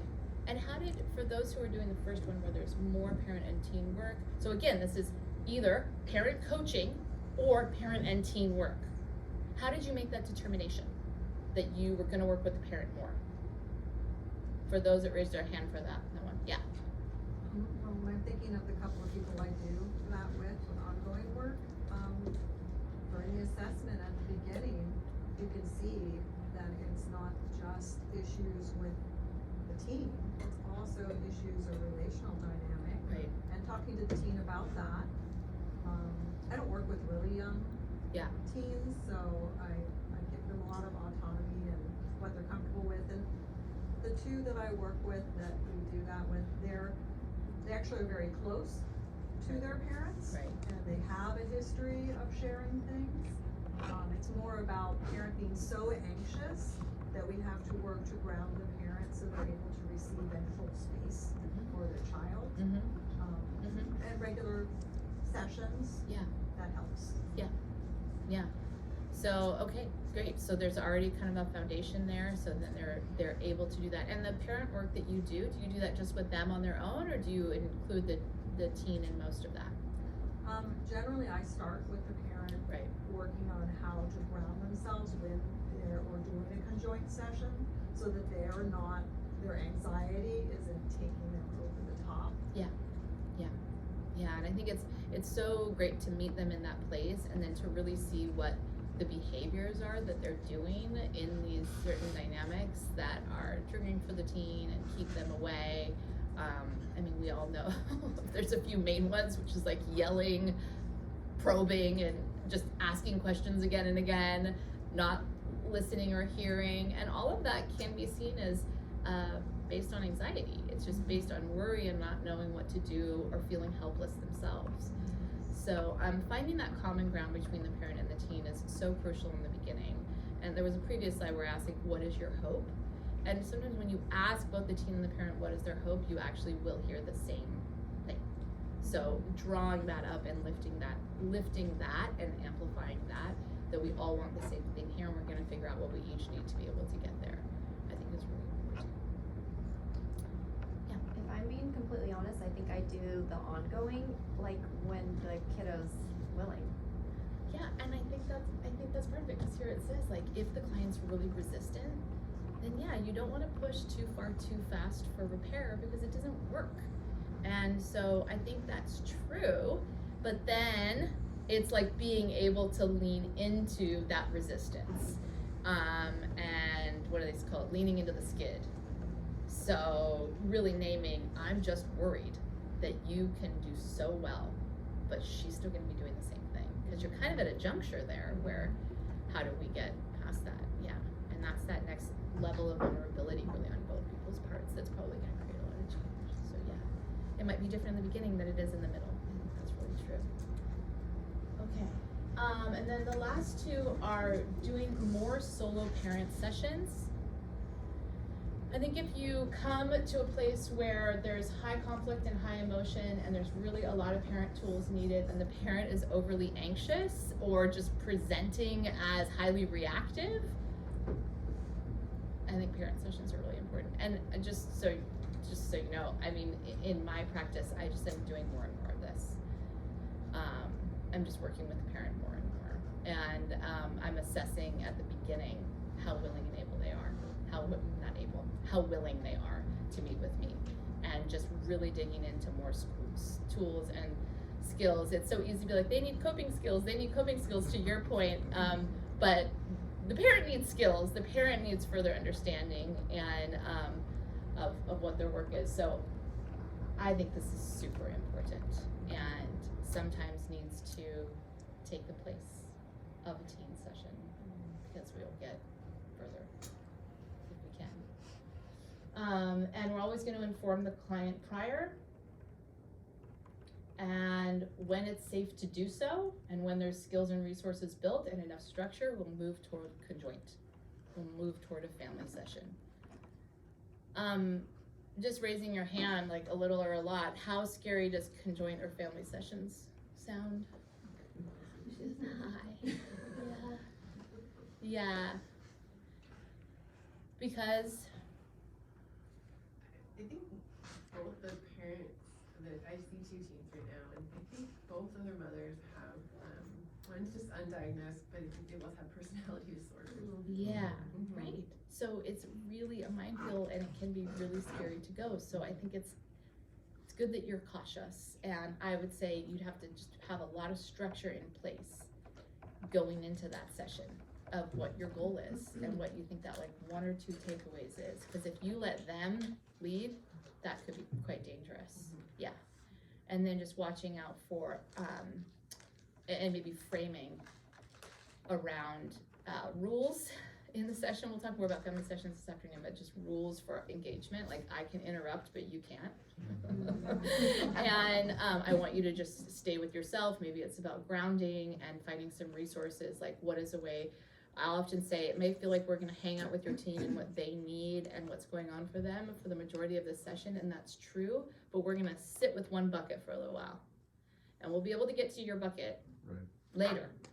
I promise. I want to do that for you, but I want to create a space where we can really attend to these needs, you know, and just checking how that's going to go through body language, through, yeah, level of frustration. Okay. So just to know if we're avoiding that, and then to use these tools to make those choices to see if we want to move forward in that way. On the third point, I'll just do a case example. I had a teen that I was working with, high conflict, extremely contentious divorce. She was 15, quite depressed, low verbal skills, really hadn't shared with many how she was feeling and doing. And I got the clue that dad was very manipulative, and he started telling me that if I didn't do regular check-ins with him, he was gonna pull her from treatment. Yeah, I mean, talk about those cases that just take up 80% of your energy, even though they're only, 1/10 of your caseload. And I was very scared, I will tell you. He started threatening me, threatening legal action if I didn't tell him everything, basically. He wanted full access to what we were talking about. And yeah, it was, so I had to be so boundaried. I mean, just, nope, I'm sorry that you want to know that. I do not have a right to tell you that. Or I'm telling, these are the things I need to tell you, and just structure after structure after structure. And then I did have to file a CPS report because he was pulling her from treatment. Yeah, so again, that's one of these ones, right, where it really wasn't, there wasn't work for me to do with him besides have boundaries and continue to tell him that his daughter was in distress and she needed help. And that's what I was doing. But he wasn't going to trust me. He didn't. He wasn't. And he wasn't willing to do any change work, right? Yeah. I'm just curious, did CPS do anything? No. Yeah, I didn't think so. No. And what's that under neglect? Yeah. Yeah, medical neglect. Medical neglect. Medical Okay. neglect. Yeah. I did not know. Me Yeah. neither. Yeah, I mean, he just, and the manipulation was there around just money and so it's, yeah, in terms of that access to kind of high conflict manipulation, we really want to be careful, and I just want to empower all of us to say it is okay to not involve a parent. It is sometimes advisable not to involve a parent for you and for the kid, and you can still do so much work to It's support them. legally supported, Yeah, right. and I would have cited the law. Yeah. I did. Good. Okay, how are we feeling? I feel like there was burritos or more, have a bit more time so that there's bigger scaffolding. I'd be a little bit concerned that the parent would feel judged by me. I have two concerns with the parent. I'm new to the system. They're gonna make me into the enemy, that I'm the person judging them. And then I'd be worried about that. It was one other concern that I had. Oh, just high emotion, that they're just gonna do more of the dumping. And I would mitigate that by when the parent comes into the room, I would say, I would just validate them. I would build rapport with them kind of immediately and attend to that when they first come into the room, especially if I haven't had any contact with them. Anything else on this one? Okay.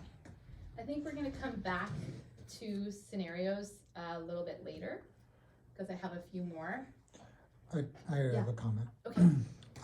Just in general, when I'm working with high conflict, to the degree that there's higher conflict, I'm more likely to meet with them separately so that I can regulate each person before I have them start to interact with each other. So if they're actually in the same room, I structure the conversation so that they don't talk to each other, they only talk to me. Right. But if it's a family and I have the option of seeing some parts of them Yeah. separately, Yeah. I might work with the parents until I could get them able to be regulated enough in the ways that I challenge them with ideas. If they can regulate while I challenge them with ideas, then they might be ready for me to enact a conjoint session where the teen is now presenting it, so that I have done this prep work so that the teen's effort will be successful, rather than I'll be asking the teen to be vulnerable for, once again, a negative response from the parents. Exactly. Yep. Because that would do more harm and feel worse. Yeah.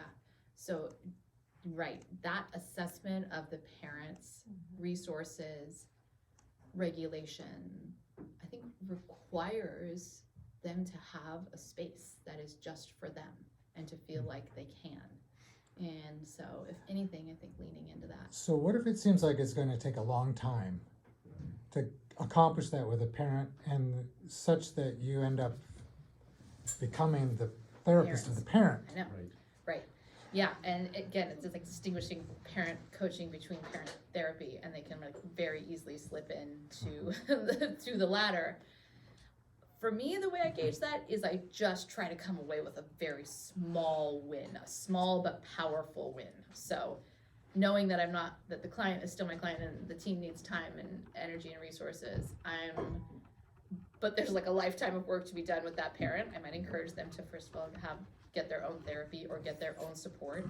I might offer them other parenting support resources for regulation. Like I would probably throw more there.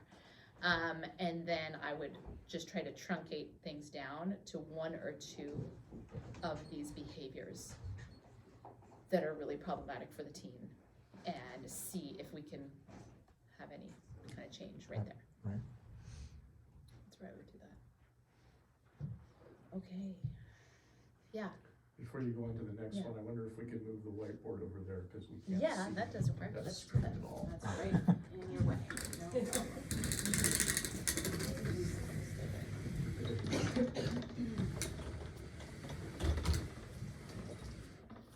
Okay, so this, I don't know if you can read it, but it says, I'm afraid you have what's known as children. You know, she is just,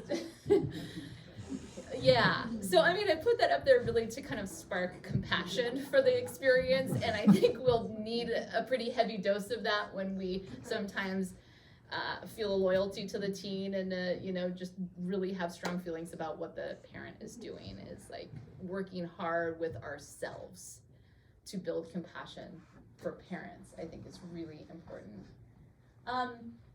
So this work is really around more of when you're working with parent alone, or when it's indicated that you can work with them together, but you're basically doing psychoeducation and supporting communication between client and parent with the teen in the room. So maybe I've had 30 minutes with my client, the parents outside.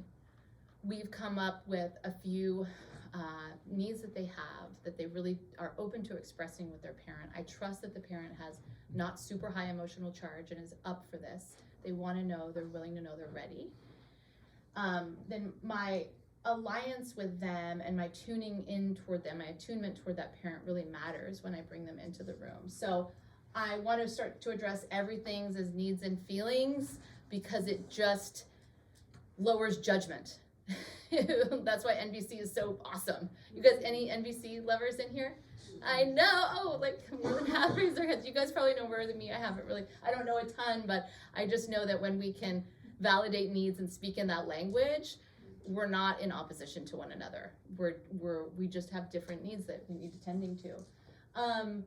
I like to give voice to their struggle without shaming the teen. I want to be able to say, I can see that you're anxious. I can see that you're worried too. We're going to find a way. We're going to figure this out together. So a lot of like a collaborative voice when they're in the room with me.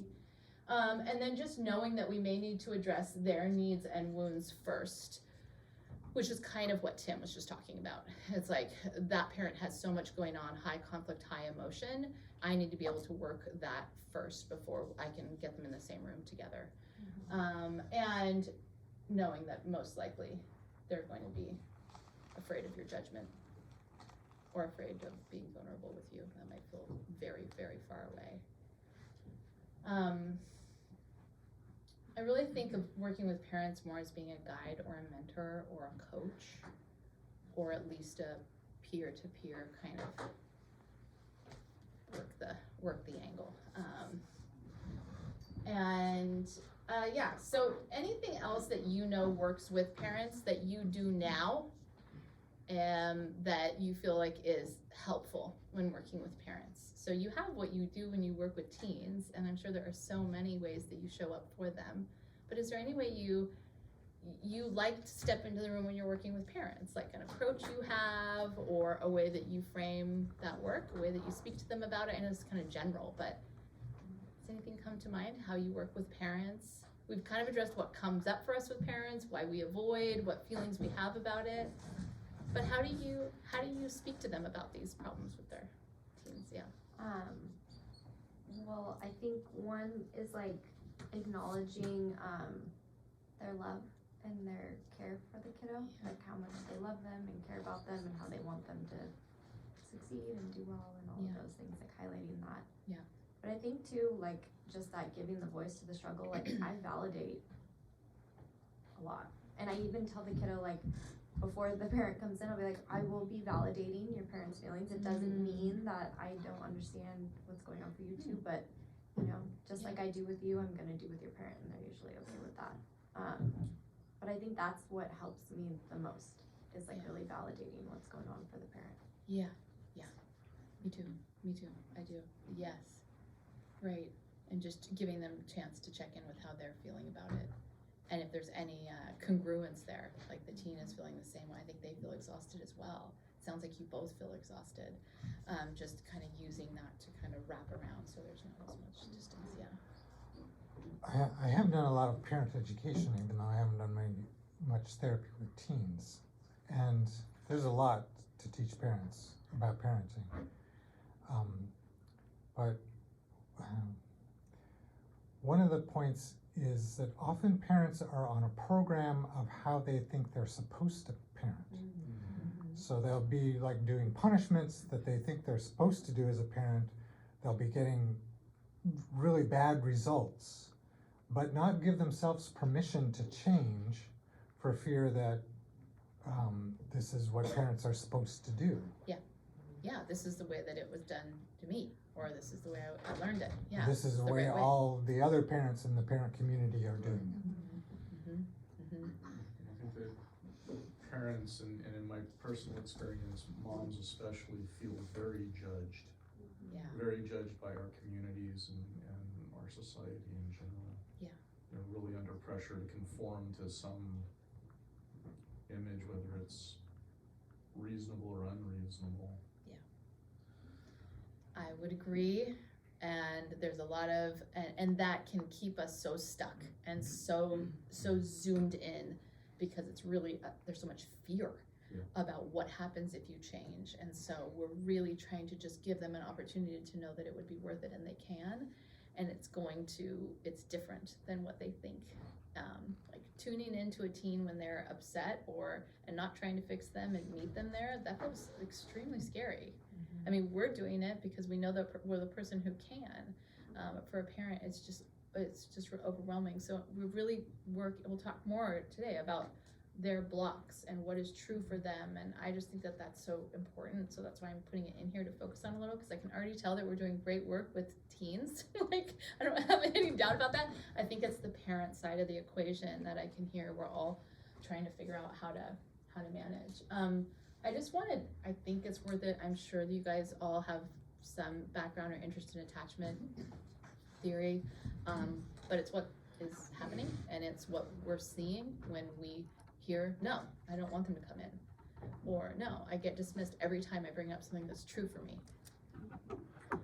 So the anxious and over-responsive parent who's demanding and critical, overprotective, or emotionally intrusive, kind of doesn't give their teen space to even have power, tries to kind of take it from them by being so close, or overly permissive, has a negative view of themselves or a negative view of their teen. And so I think it's not there, but one of the things we want to do, of course, is start to recognize what that pattern is and help them to reframe it and have resources to be able to shift. And again, I think it's really up to us to know when that needs to happen individually. And I think a lot of times it is. And so it's having enough rapport with the teen to lean into that and let them know why. And then there's the avoidant or under-responsive parent. And again, I give them the benefit of the doubt. I have a teen that I'm working with, and they, by all measure, they definitely are kind of under-responsive. I don't think they see themselves that way. I think they feel like, well, we leave the door open. We told him not to close the door. He knows we're there for him. But in every interaction, he's judged, he's not seen. So I really just want to give them the benefit of the doubt. They don't know how to do it any other way, and help them and resource them to do such. So this is the dismissing, uncaring, or judgmental, or indifferent, like doesn't know how to attune to their feelings, or some kind of indecisive fear. I don't know what to do, so I don't do anything, or I just, like, I'm frozen in that response. Yeah. So just to kind of frame it all in relational distress and attend to that. Oftentimes we do go too fast And I did hear that we're cautious around going too fast to repair, or going too fast to vulnerability, or even going too fast to empathy. Like, we have to deal with the rock that's in the middle between them before we can ask them to do that. And I'm sure we've all had experiences where we realized we did that because we're so desperate to want the teen to feel better. That we're like, well, and we're empathetic. So of course you can do that. But so really being mindful of that. And so again, we're kind of getting there. Can I meet with the parent alone? Is that okay? Yes. Yes, and check it with the teen. Have them be aware of your purpose. Discuss openly what they do or do not want addressed, or even how they want that addressed. Like, you could say to them, I want to talk a little bit about your experience with anxiety and what that's like for you. I want to do that with them in the room. How should we talk about that?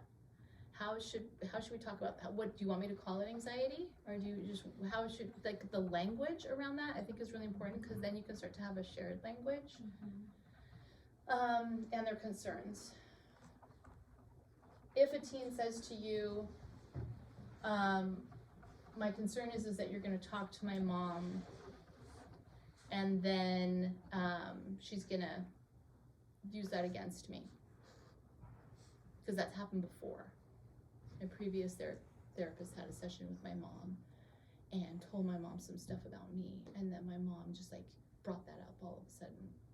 How do you help that teen trust you? How do you attend to that worry, either with what you do or don't do with the parent, or what you say to the teen about that concern? Because you can't control what the parent's gonna do. Would you still move forward? Raise your hand if you would move forward. Your plan is still to meet with the parent, and because you want to do some psychoeducation with the parent and talk to the parent about depression and what it is and what it isn't, and for them to understand where their teen is with this. But this teen is saying, I'm worried it's going to be used against me. What would you do? Yeah. I would ask more specifics about what got said before, so I could just totally validate what the experience for the teen was about having the therapist disclose to the parents what they disclosed, so that the teen knew that I really understood what went wrong in that experience, so that hopefully the teen would trust me to have better judgment than that, or a different judgment. So I'll be the teen for a second. So what she told me was, the therapist told her all about me and my friends, and how I get really anxious when I'm with my best friend, and like, I don't even know who I am. And all of a sudden my mom just said to me, like, oh, you're anxious. You need to, like, you don't even know who you are. Just like own up, just like get stronger.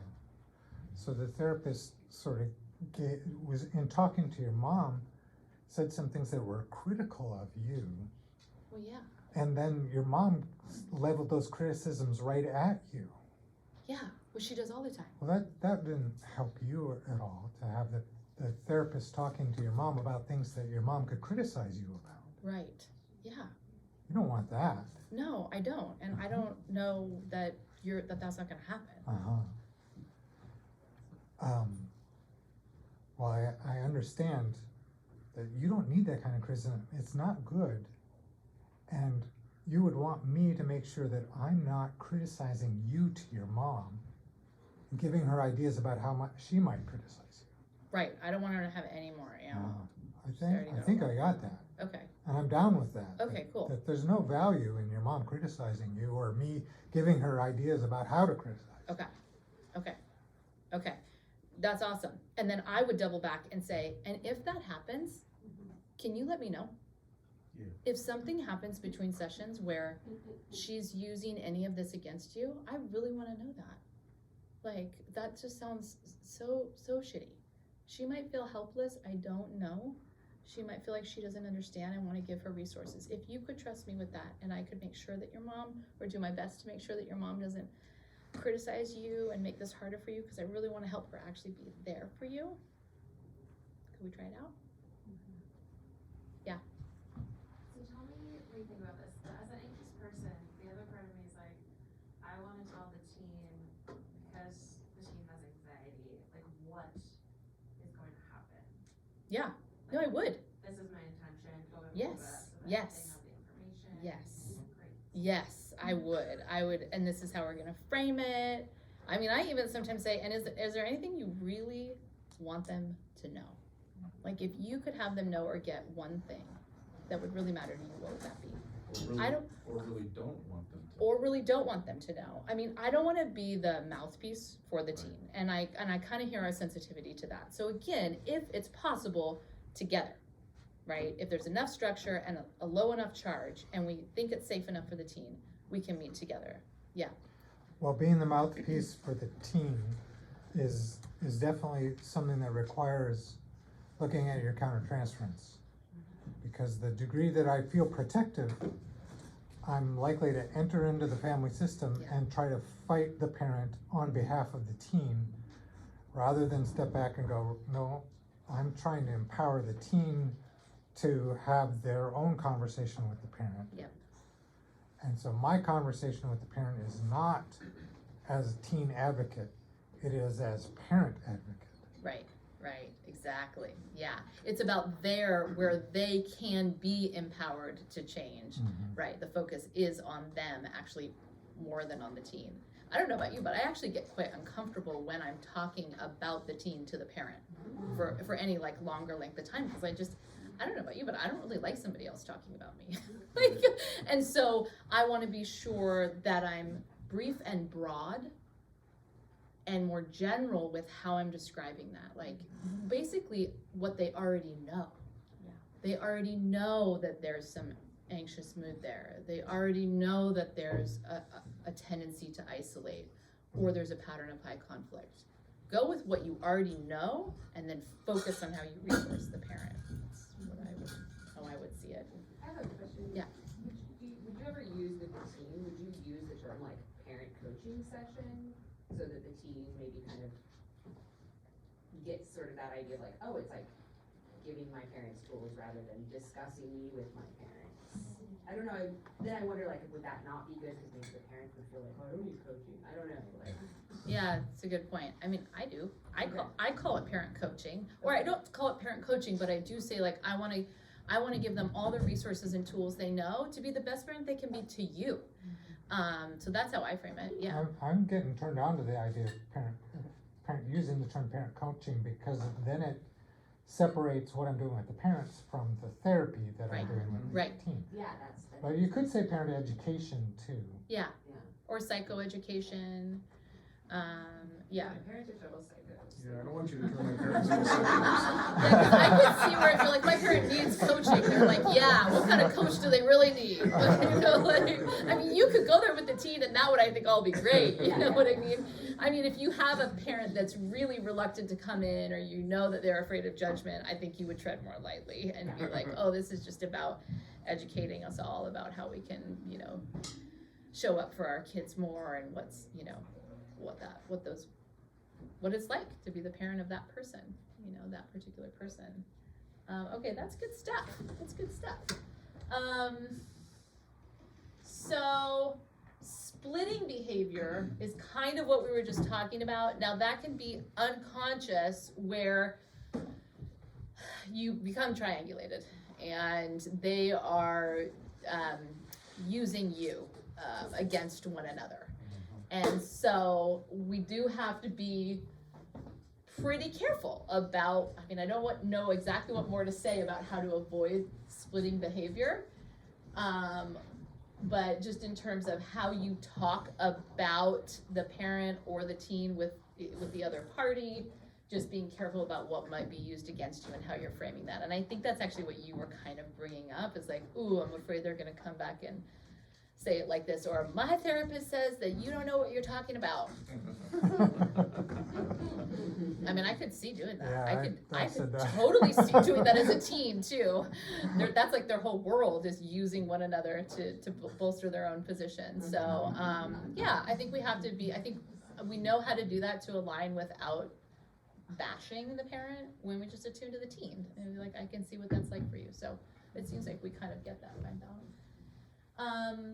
The other thing is that the parent can dump the worries, like just kind of go too much, especially if the teen's in the room. I think this is what Tim was talking about. It's like if we have any fear that they're just gonna lean on the teen in a session or talk badly about them, and I've definitely had this happen before where there wasn't enough containment there.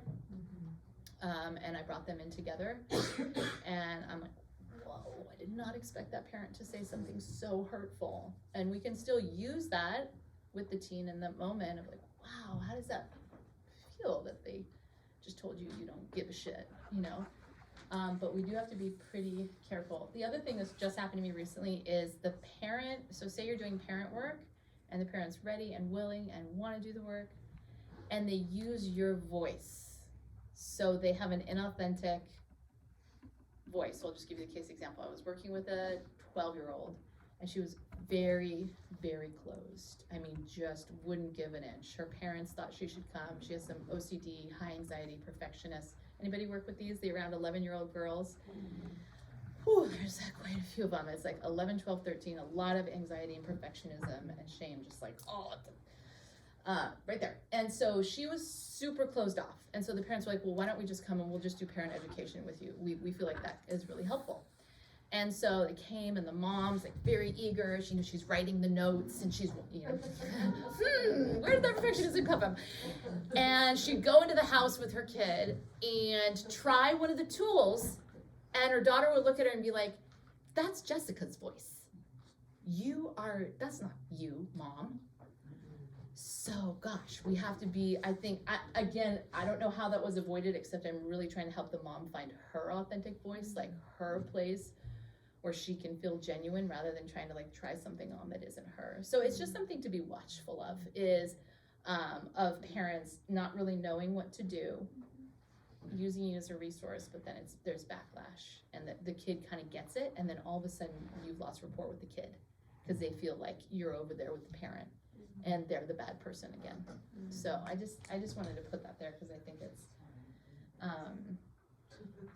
so we're digging more into, I think it's time, I want to go back here and do, let's see,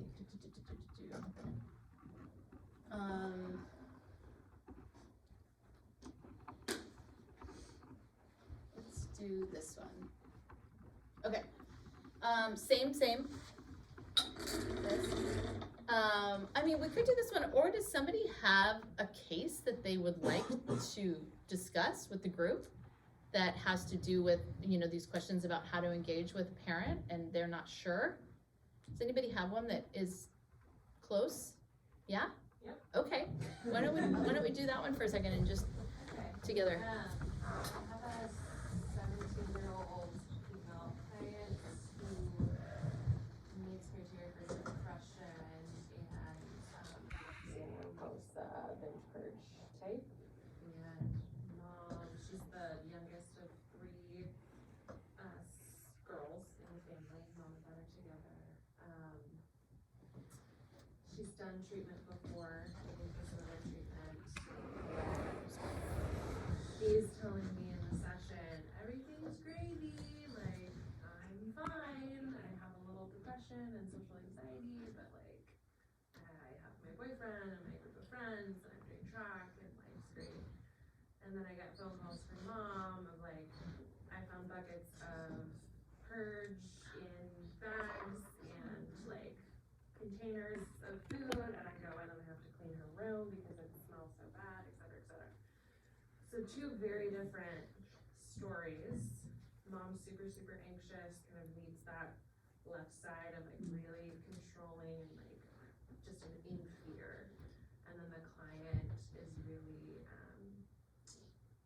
minimizing everything, I believe, and not sure or wanting to really do anything different.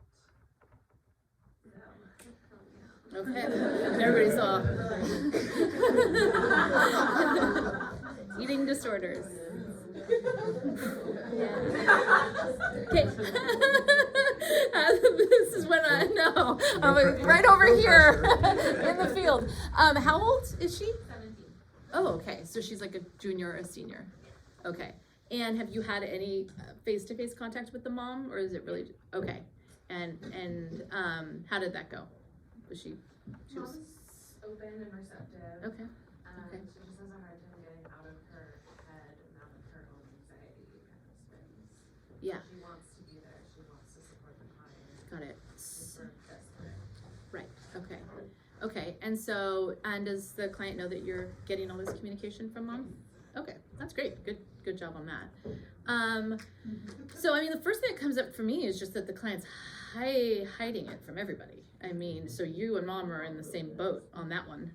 And so that feels like the biggest obstacle to, getting support is the hiding. And so I would just start there with the client and discuss, what we know and how validate why she's hiding it and how hard that can be, and reframe maybe what your goal is with that.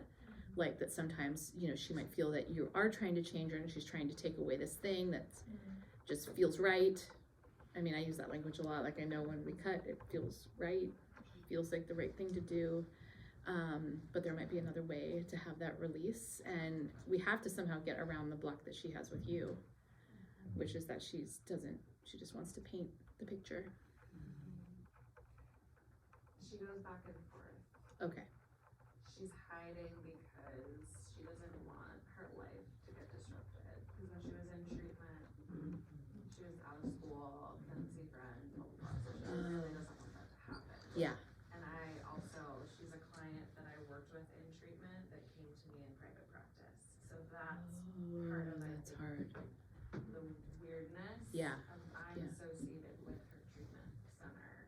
So there's a fear, I think, there. Yeah. So you could address that more explicitly and talk to her about how you would see it going and what would push you to recommend back to further inpatient. Like, I mean, do you have a sense of that? Like what would need to be true? Does she already meet the criteria for that to be true? Based on mom, yeah. What mom tells me, Yeah. That's So- just like an IOP. Right. So it feels to me like there's her being able to be honest with you and address how you would approach that and what you would need to see and know to be able to stay with her here instead of inpatient or intensive outpatient. Is there parent work to be done? Like, I'm not hearing any initially because, I mean, I'm kind of hearing what would it be like for them to meet together and just really break it open. I would say meet together and break it open because they've already actually been through treatment. So there's already been times where they've been able to talk about this. So I would assess with the team, like, are you okay with that? If we could just have honest conversations, and I would address if, like, we're not going to send you into inpatient at this moment. That's not what we're doing. That's not why we're doing it. But we do want you to start to be better and work with these behaviors. Part of how we do that is to be able to talk about it together. So when that happens, when we've had joint discussions, mom goes like, and then my client just shuts down totally. Okay, so there is parent work. Huh? So there is parent work. Yeah. You kind of said it. You said she's kind of like, yeah. What does that mean? What is she poking at? She's like, what do you want to do? What do you want to do differently? Like, I found this in your room. Like, Oh, you have to clean your room. Like all this shame. And she'll if the client's binging and she walks in on that happening, she says something about it. And we've talked so much about it. And I'm like, what do we need to do here? wait, you've talked so much about Doing that education piece with the parent of hey, this is actually really increasing the client's shame and anxiety and distrust of you. Yeah. Here's my suggestion of how we can do this differently with the client's input. Yeah. The client's stated and asked her mom very specifically, hey, I don't actually want you to comment on this. Right. On, whatever I'm eating or whatever. Yeah. But the mom keeps doing it. Because Okay. of all her fear and aggression. Yeah. So, I mean, it sounds like there is more work to be done with the parent there on her own, and for her to do even more understanding what's happening for her there in those moments, and be able to resource her to do it differently and practice it more, maybe more hearing from the daughter like just really really receiving what that's like for her, understanding what's behind that, and then maybe there's a system where the teen can talk to the parent about it, that's less emotionally charged, like not in the moment. So in the moment, this is what I need from you, but then when it's not in the moment, this is how I'm feeling about these behaviors. This is like, we need the client to be able to just be empowered to do that without the mom doing much at all back, is what it feels like. It's very hard for mom. Yeah, there was two here and then here. Yeah. So I just have a question, and as we're talking, and if mom has already received a lot of parent education about how to work with the teen, I'm wondering, would mom actually have a history of eating disorders?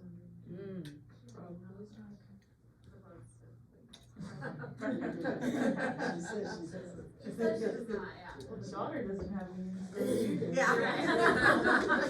Because there's a sense of denial, right? In this family, there's a sense of like denial in this family. There's a lot of cover.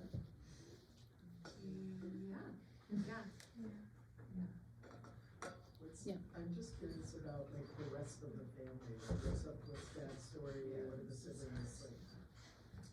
Is Dad a supportive person in the family? What's his? He's sort of there. Right. So see how the mom holds all the worry and anxiousness because Dad is like maybe the feel good guy, or maybe he comes and tries to make things nice.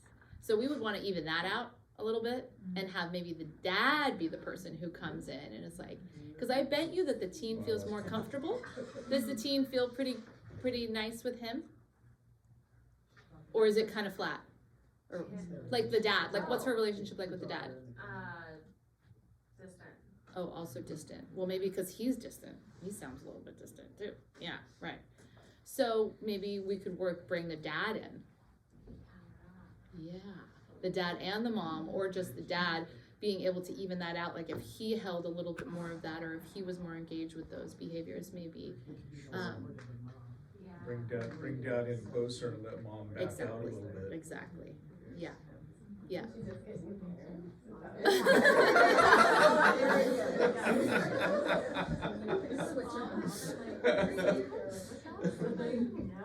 That's what she said?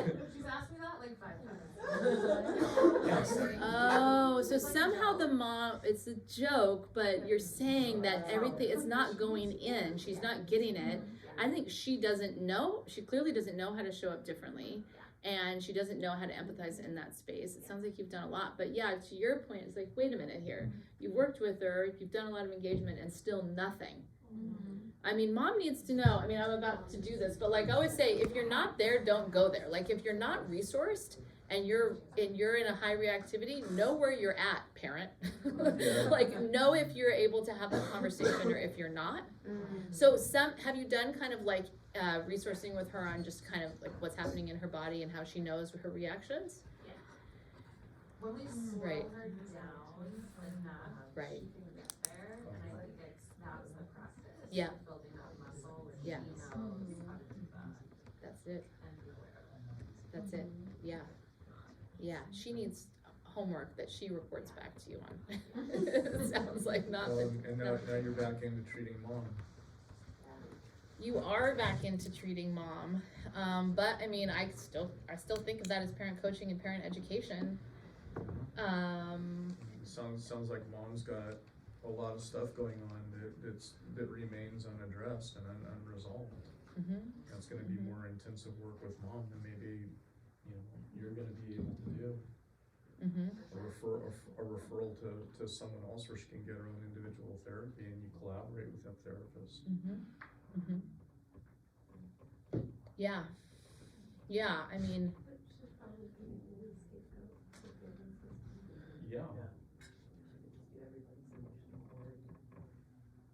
Right, yeah. And it's just gonna, I gotta believe this is gonna be multi-generational at some point. You're gonna venture into family of origin stuff on mom's side and find out there was some kind of shaming behavior in mom's childhood, and that's gonna need to be resolved, and until that's addressed and resolved, you're gonna continue to fight that monster in the room.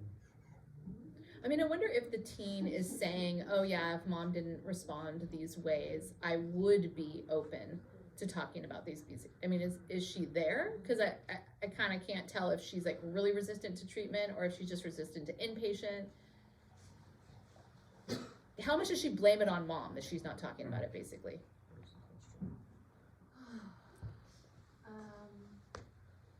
I wouldn't say blaming it on mom. Okay. But it's like that like the secrecy, because I don't want my life to change. And there is openness, at least that she's had in the past, to like if my mom could come to me differently, like this would be different for me. Yeah. She's losing, I think, hope of that. Yeah, I can see why. It sounds like you are too. It's like, what else do we need to do here? Yeah. Yeah, well, it sounds like resourcing in different ways, really addressing mom's anxiety just more head on, and giving her, different tools to work that, and maybe put the stakes a little higher for mom. Like, your anxiety is having a pretty strong impact, and it's we need, we need to have less reactivity, but it sounds like she does need quite a bit more hand-holding on that. Wow, that's a hard case. Yeah, it is. Thank you for bringing that. That's a lot harder than this one. Okay, but I think we should do it, and then, and then we're gonna do a little bit more parent resourcing and then try some family stuff. So where'd it go? Let's do this one. No, it's here, sorry. This one. You're working with, okay, we're gonna do this just in dyads at your table, like we did, and here's the questions, and then we'll move on to more parent work. You're working with a 17-year-old teen whose presenting problem is moderate anxiety. She has a good relationship with her parents, who openly discuss their own mental health with her, and this is actually from a client that I had. She's 17, pretty high anxiety actually, and dad has a history of depression and anxiety, and is really open with their daughter about his journey, and she feels like, well, yeah, that's true for him, but mine's different, but she's on the older side. She has experienced a trauma around age 13 that you have assessed was a pretty big deal developmentally. This was a death of a friend, a sudden death of a friend, where the client ended up basically just holding herself up in her room for close to a year. Client saw the death, or was client was, no, it was like the girl, they were best friends. The girl went to Costa Rica and died. So she never it was very confusing. She wasn't told exactly what happened, but she kind of knew something was weird. Parents didn't give her all the details. And she basically just had super intense experience at age 13 by herself, where she had no one to kind of help her frame what was going on. So a lot of just high inner sensations without kind of a way to understand it. And her mom only did an okay job. Her mom would try to check on her, but just give her a book. So she was pretty isolated. So she wants to explore this with you. She wants to explore the effects of the trauma on her. And she doesn't want to meet for a family session. So maybe just talk through, is there any need for parental engagement, and what is it, if any? And is there anything you need to attend to there within the family system? And how you would, she still lives at home. She still lives at home. I'll add something. Her dad, he has a system for his own depression and anxiety, but he still gets pretty depressed. And then the mom is very reactive to the depression. Reactive in what way? She's critical. Okay. So mom is perfectionist, type A. You just need to go on a run. Just go on a run. What do we need to do here? And then she does that with, anybody like that? And then she does that with the daughter as well. So when the daughter is more, then mom is like, okay, it's totally fine. We can fix this. Okay? Do you know what to do? So sorry, complicate. This is actually the stuff. So, but client she's not like a no, but she's just like, I don't think there's any need for that. And in addition, when she gets flooded, she still goes to mom. So when she gets flooded, she goes to mom. Mom listens, client floods, like there's almost no boundary there. And then, when she's just kind of moderately depressed, mom's like, fix it. Okay, ready to go. And so the therapist already knows all this. Yeah, the therapist is you and knows all this. Yeah, I mean, I guess you could add like counter-transference stuff or why you wouldn't work with the team or family. We might want to, I know when there's super anxious moms, sometimes I'm like, I'm already kind of one of those. I'll see ya. So knowing that, I think is important. Yeah, exactly. Okay, so what's your view of her presenting problem? Is it just her? More information Well, needed. just curious to know so I heard how the mom reacts to the dad when he has his stuff, but does she eventually kind of do that same kind of stuff to her daughter after she's listened for a while? Yes. She does? Yes. So she goes into problem solving mode. So I'm just so curious why the daughter keeps going back. It's interesting. Well, she's kind of like the one ally. She can't go to her dad because her dad's depressed. Right. And so when she was 13, her mom was the one who would come in and bring her the snacks and bring her the water and stuff. But there's something about the way that her mom does it that she doesn't like. It's like she both needs it and doesn't like it. So we tried to tune into what that was. I mean, it's kind of amazing that she has her mom, but then it doesn't end up helping. Yeah. Yeah, so good question. Yeah. Mm-hmm. Oh, was it? Oh, okay. No, I have a client who keeps going back to her dad, who's in her 20s though, but she keeps going back to her dad, wanting a different reaction, and keeps going back and still was disappointed every single time. But because I just think there's something within us that wants our parents to like approve of us and love us and be there for us in the way we want them to be like this person we wish they would be, but they're not, right?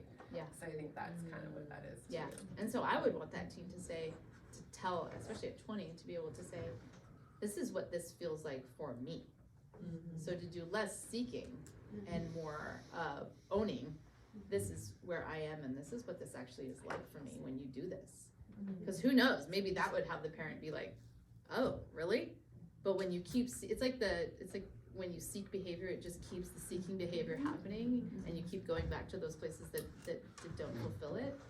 So especially at that age, I would want her to be able to say, you know what, like when you, and I'm gonna put this up in a moment, when you just like look away at me when I just told you something, I just feel so dismissed. Is there any way, like next time you could just like make eye contact with me or just do that a little differently, Dad? Something like that, where she's not actually, I would say like the reason why we communicate something, there's two reasons why. Sometimes we're doing it so that we can really get something, like we can get somebody to change. But sometimes we communicate it just because we need to communicate it.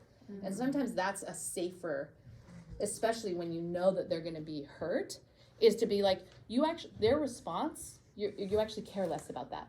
You care more and you need more to be able to say, I feel, and when you do that, that's NVC stuff. So does that make sense? I think that's important, especially if you know they're getting hurt again and again.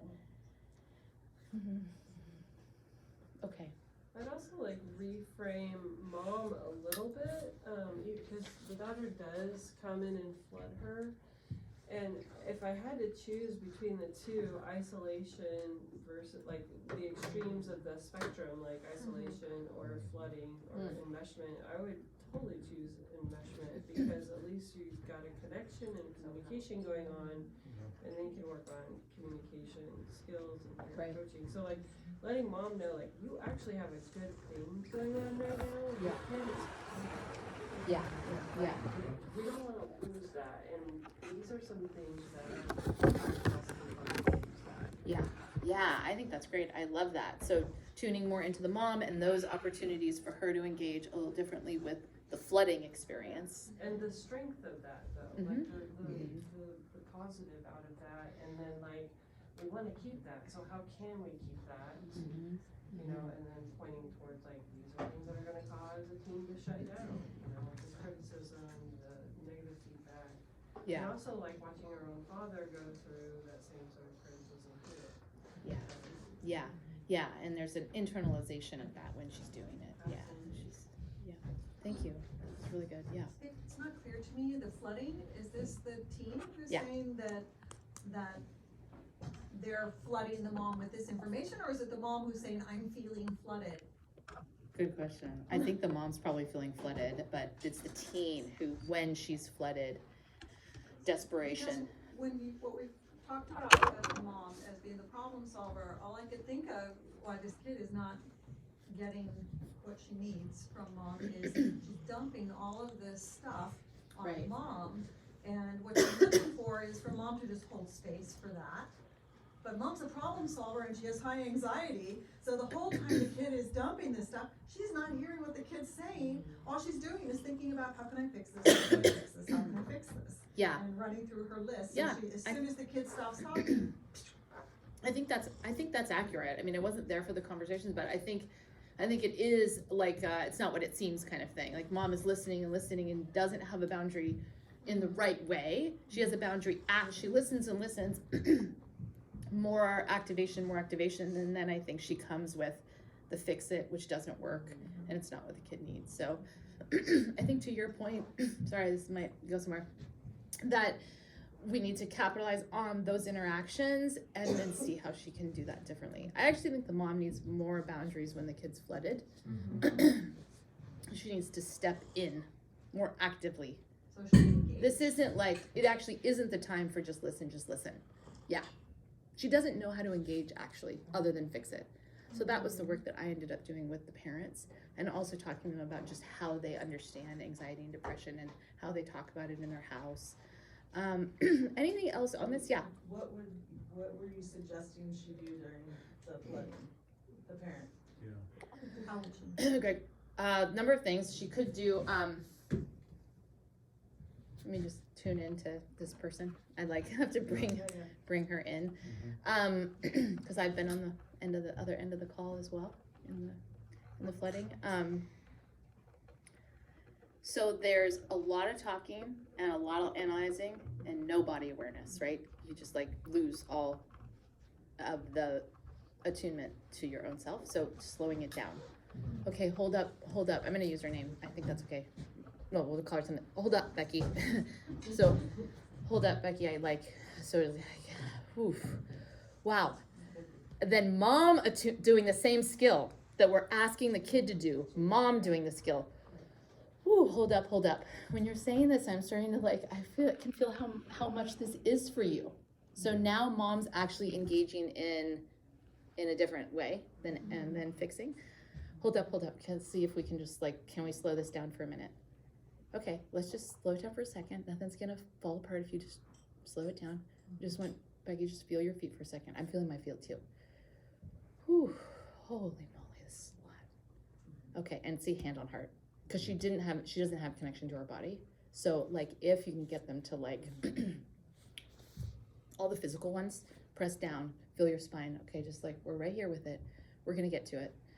So that's a big one, I would say, just resourcing, and then also having the mom ask, what's going to actually help right now?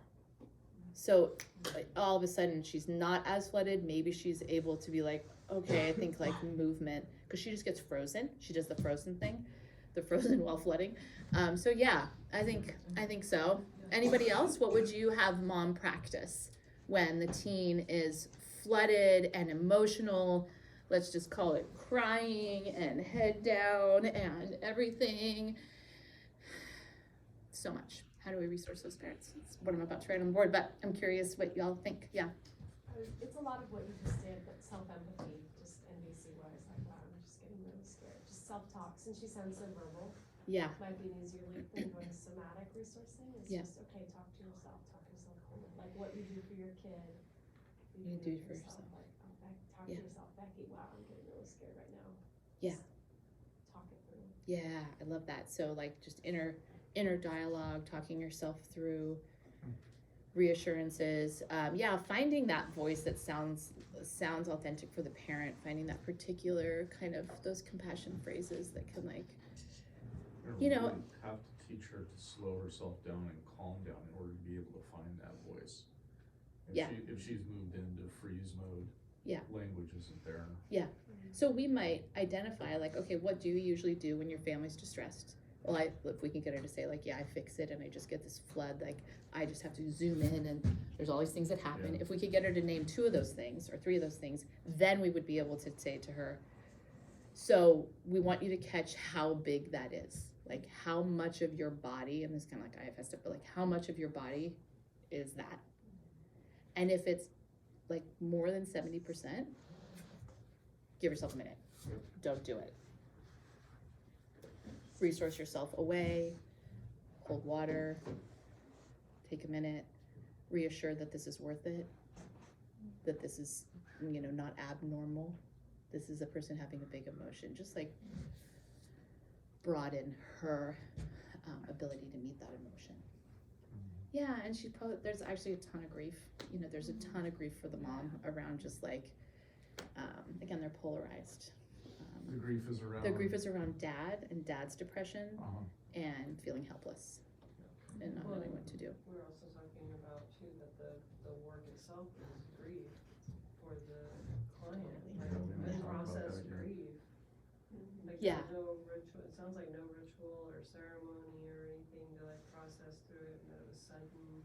Yeah.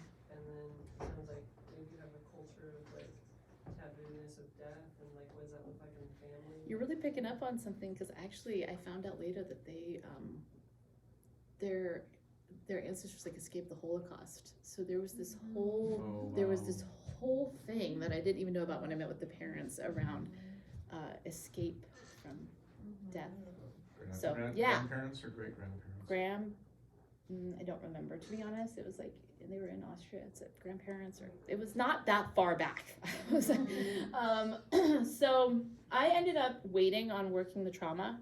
I waited quite a while, but I did help her draw a connection from that time to now. Because she doesn't understand. Her experience internally was so chaotic and so emotional, and then she shames herself for it. So I just wanted to have a lot of that make sense. So I waited. I also will say that her being 17 did trip me up with it, because I didn't expect to include the parents, and I just kind of was I don't need to. She's a very smart girl and very resourced and capable and all those things. And so it took me a while to meet with parents, but it was really beneficial when I did. And then we talked about these several things: how she can do it a bit differently, how they talk about mental health, the feelings about that. And then I ended up learning that the client didn't want to have a family session because it was really difficult for her to be in the room with both of her parents at the same time, because it was so polarized. So I honored that, and actually we didn't ever meet together. The family history piece puts a whole new context onto this. Yeah. Anything else on this one? Okay. Yeah. Did you have one?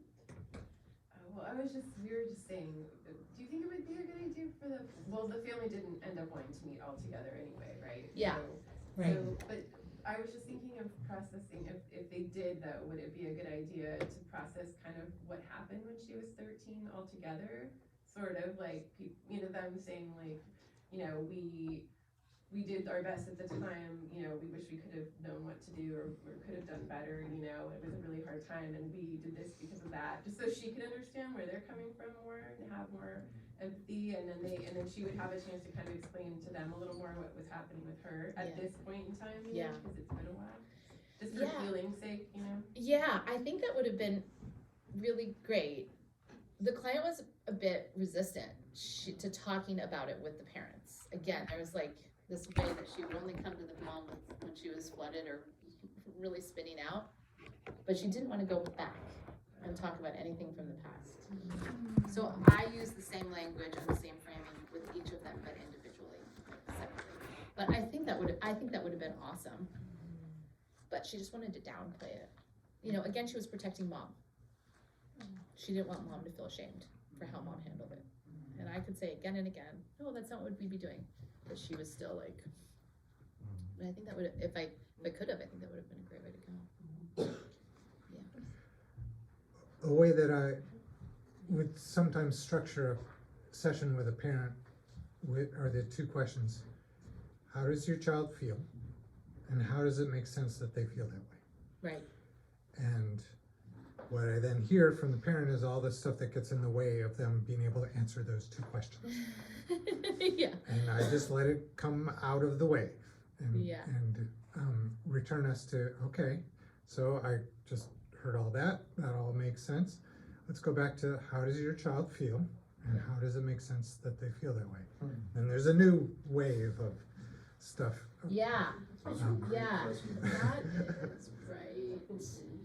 Here. And by the end, after an hour, they might be able to actually say how it makes sense that my child feels this way, which then hopefully they could then translate into actually having some empathy for their child. Yeah. In person. Yeah. Yeah. And when they're sharing all of this to you about like what's in the way of them seeing it, you're mostly just listening. Yeah. Right. And validating their feelings Yeah. about all the things they're talking about. Yeah. Right.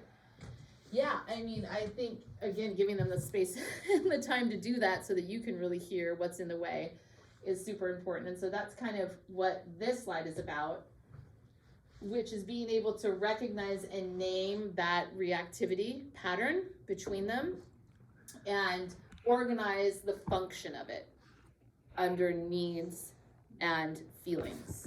So reframe that when, let's just pick a pattern that, you know, reframe that when the kid, you know, blows up after, you know, they've been in the morning because you've, you know, come and pounded on their door because it's 9:05 and, you know, they're just like, get up. And when the kid blows out is because, you know, that teen actually has a need for a space where they can be a little bit respected. Like their space can be a little bit, so just organizing the function of the response and reframing it. That's how I see it. I think that's what Tim is talking about. Reframing it, so finding how the caregiving response is also about their needs, that they're pushing in or leaning in and being anxious is really about their need to understand or to feel some sense of control over the situation. So reframing, finding the caregiving response intention, what the intention is or the need is underneath the reactivity. And then, as the parent's defensiveness decreases, they're more vulnerable and can address unmet needs. They can address their own with less reactivity, and they can address the teens with a bit less reactivity. And then maybe they can start to see the cost of their actions and the impact that they're having on the child. But they do need to flush it out for a while, and that's where you come in to help them not judge their reactivity, but understand what they're trying to get met by that reactivity. And then maybe they start to move in a new direction and the teen can even receive it. So I know probably one of my places I go to fast is I go to number 5. I'm like, well, let's just try something different. And I think that might be happening with the girl that you're working, and it might be because mom doesn't have a chance really to honor what's there and reframe and organize that in a different way.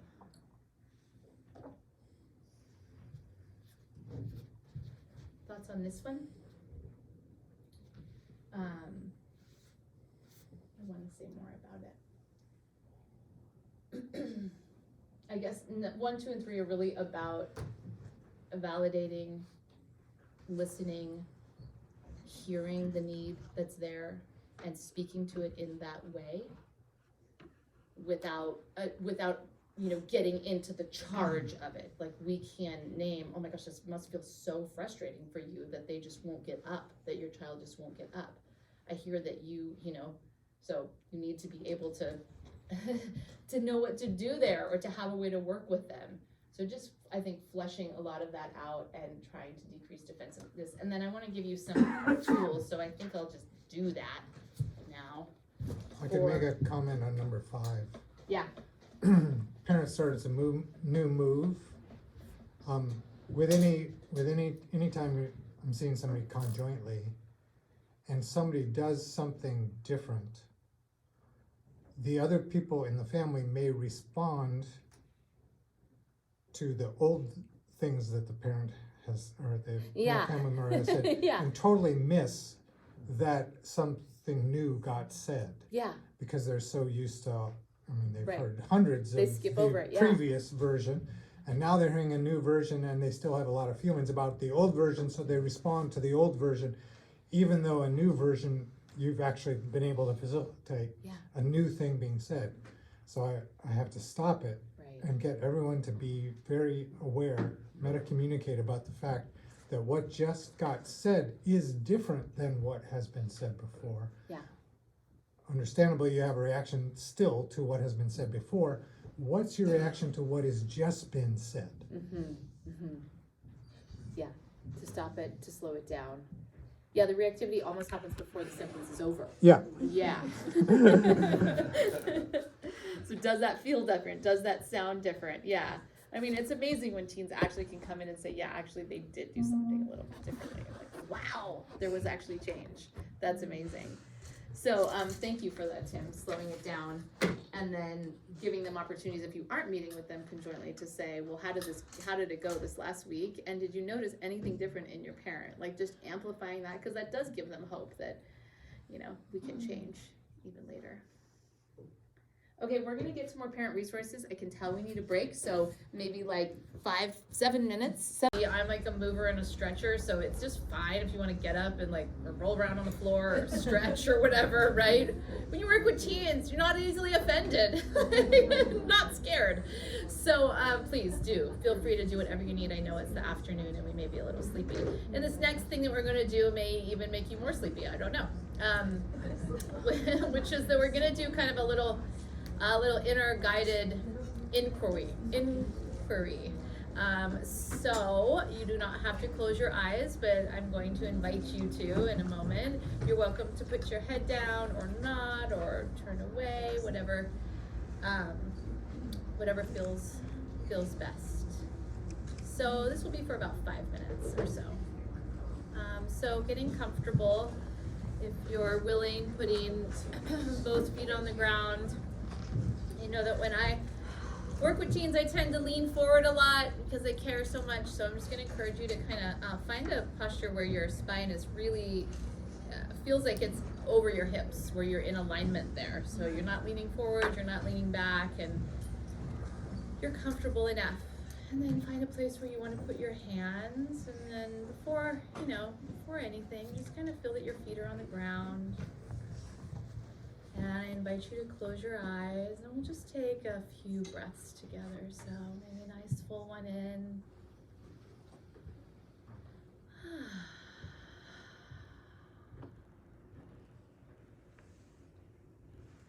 As you close your eyes, just begin to feel the pattern of energy of your body.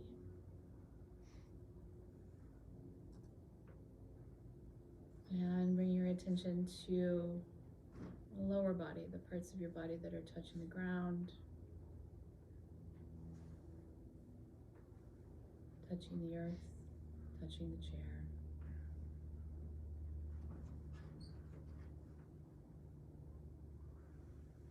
And start to just tune into your inner experience at this moment.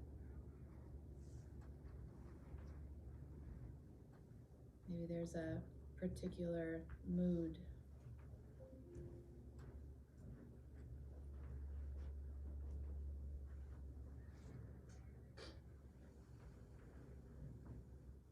And see if you can start to let the body soften a little.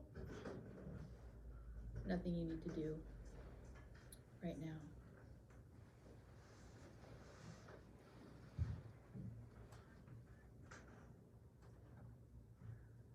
And as you have thoughts about what we're doing or not doing or why we're doing it, just noticing that.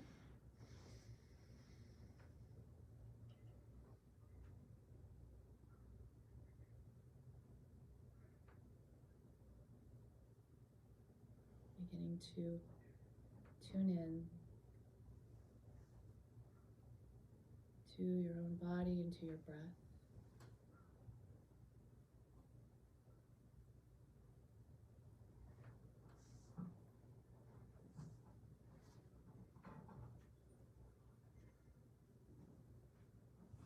for a moment, just acknowledging the field around you. You are on a sunny day in Santa Cruz in a room full of colleagues.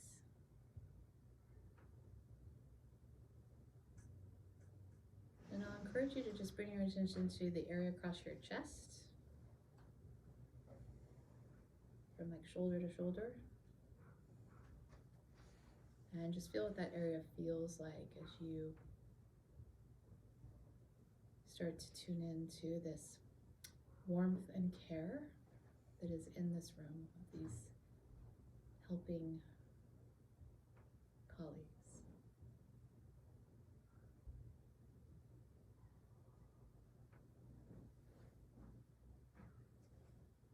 And from that place, I want you to bring into your mind a teen that you work with, or a teen that you know. If you can't think of a teen, maybe just thinking of a client that you have a fairly uncomplicated relationship with.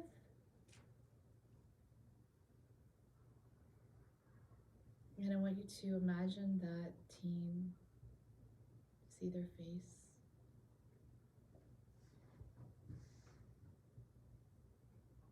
And we'll just, from this centered place, we'll offer them a wish. So just hearing my words and echoing them in your own mind. May you be happy.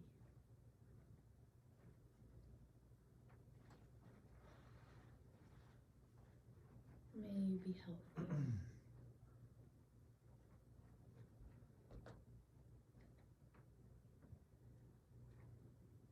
May you know peace.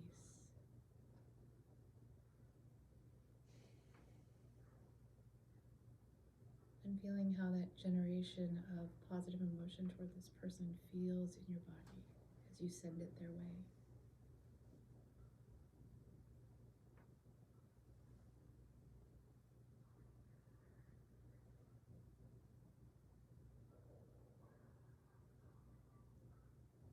And then coming back to just an awareness of your own body here. And now bringing into your mind a parent or an adult where the relationship's a bit more complicated. Maybe it's a parent that you have strong feelings toward, feelings of, we'll see what they are, but just bring into your mind a parent where it's a bit more complicated. And just as you imagine them in your mind, just notice the emotion that arises. The first emotion. And let that be there for a moment.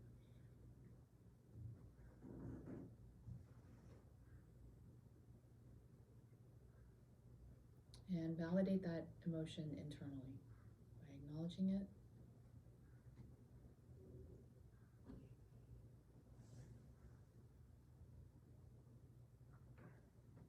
And then see what happens if you ask that emotion to move to the side.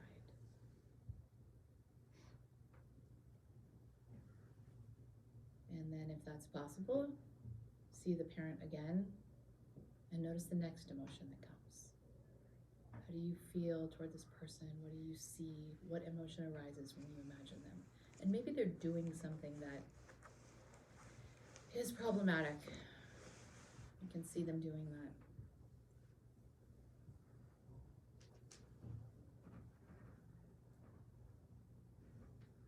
And feel that emotion and let that be there. And you can even express from that place, knowing that they can't see you, are not going to be affected by whatever you might express.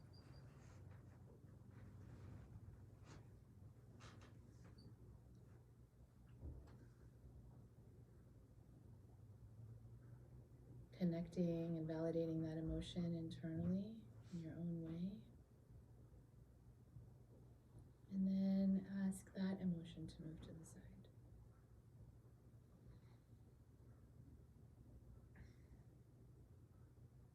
notice how you feel now toward this person.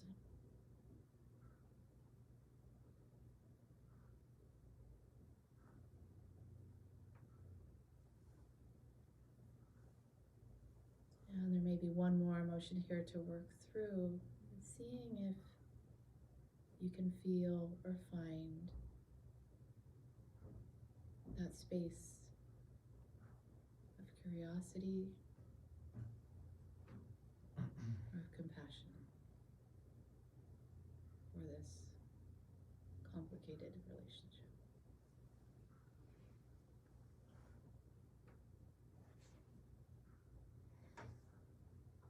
And feeling what that openness might feel like in your body.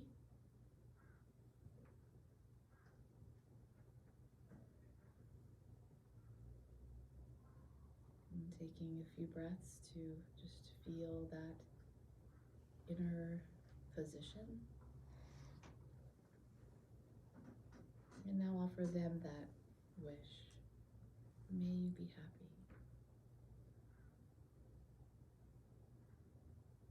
May you be free from suffering. May you know peace.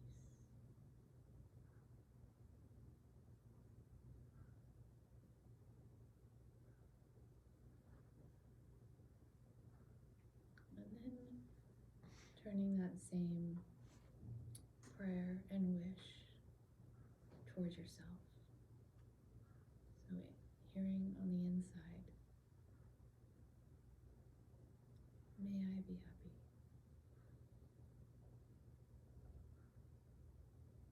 May I be free from suffering.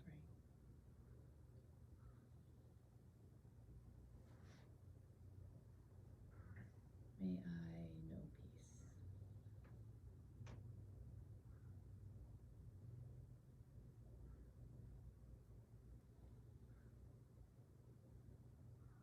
And taking a few breaths there to just acknowledge yourself and the work that you do in the world and for yourself.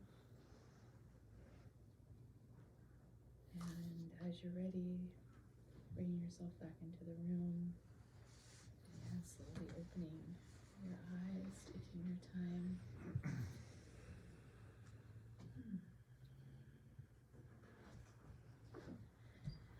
So thank you for that, going on that ride if you did. And we'll just take like a minute each at your table.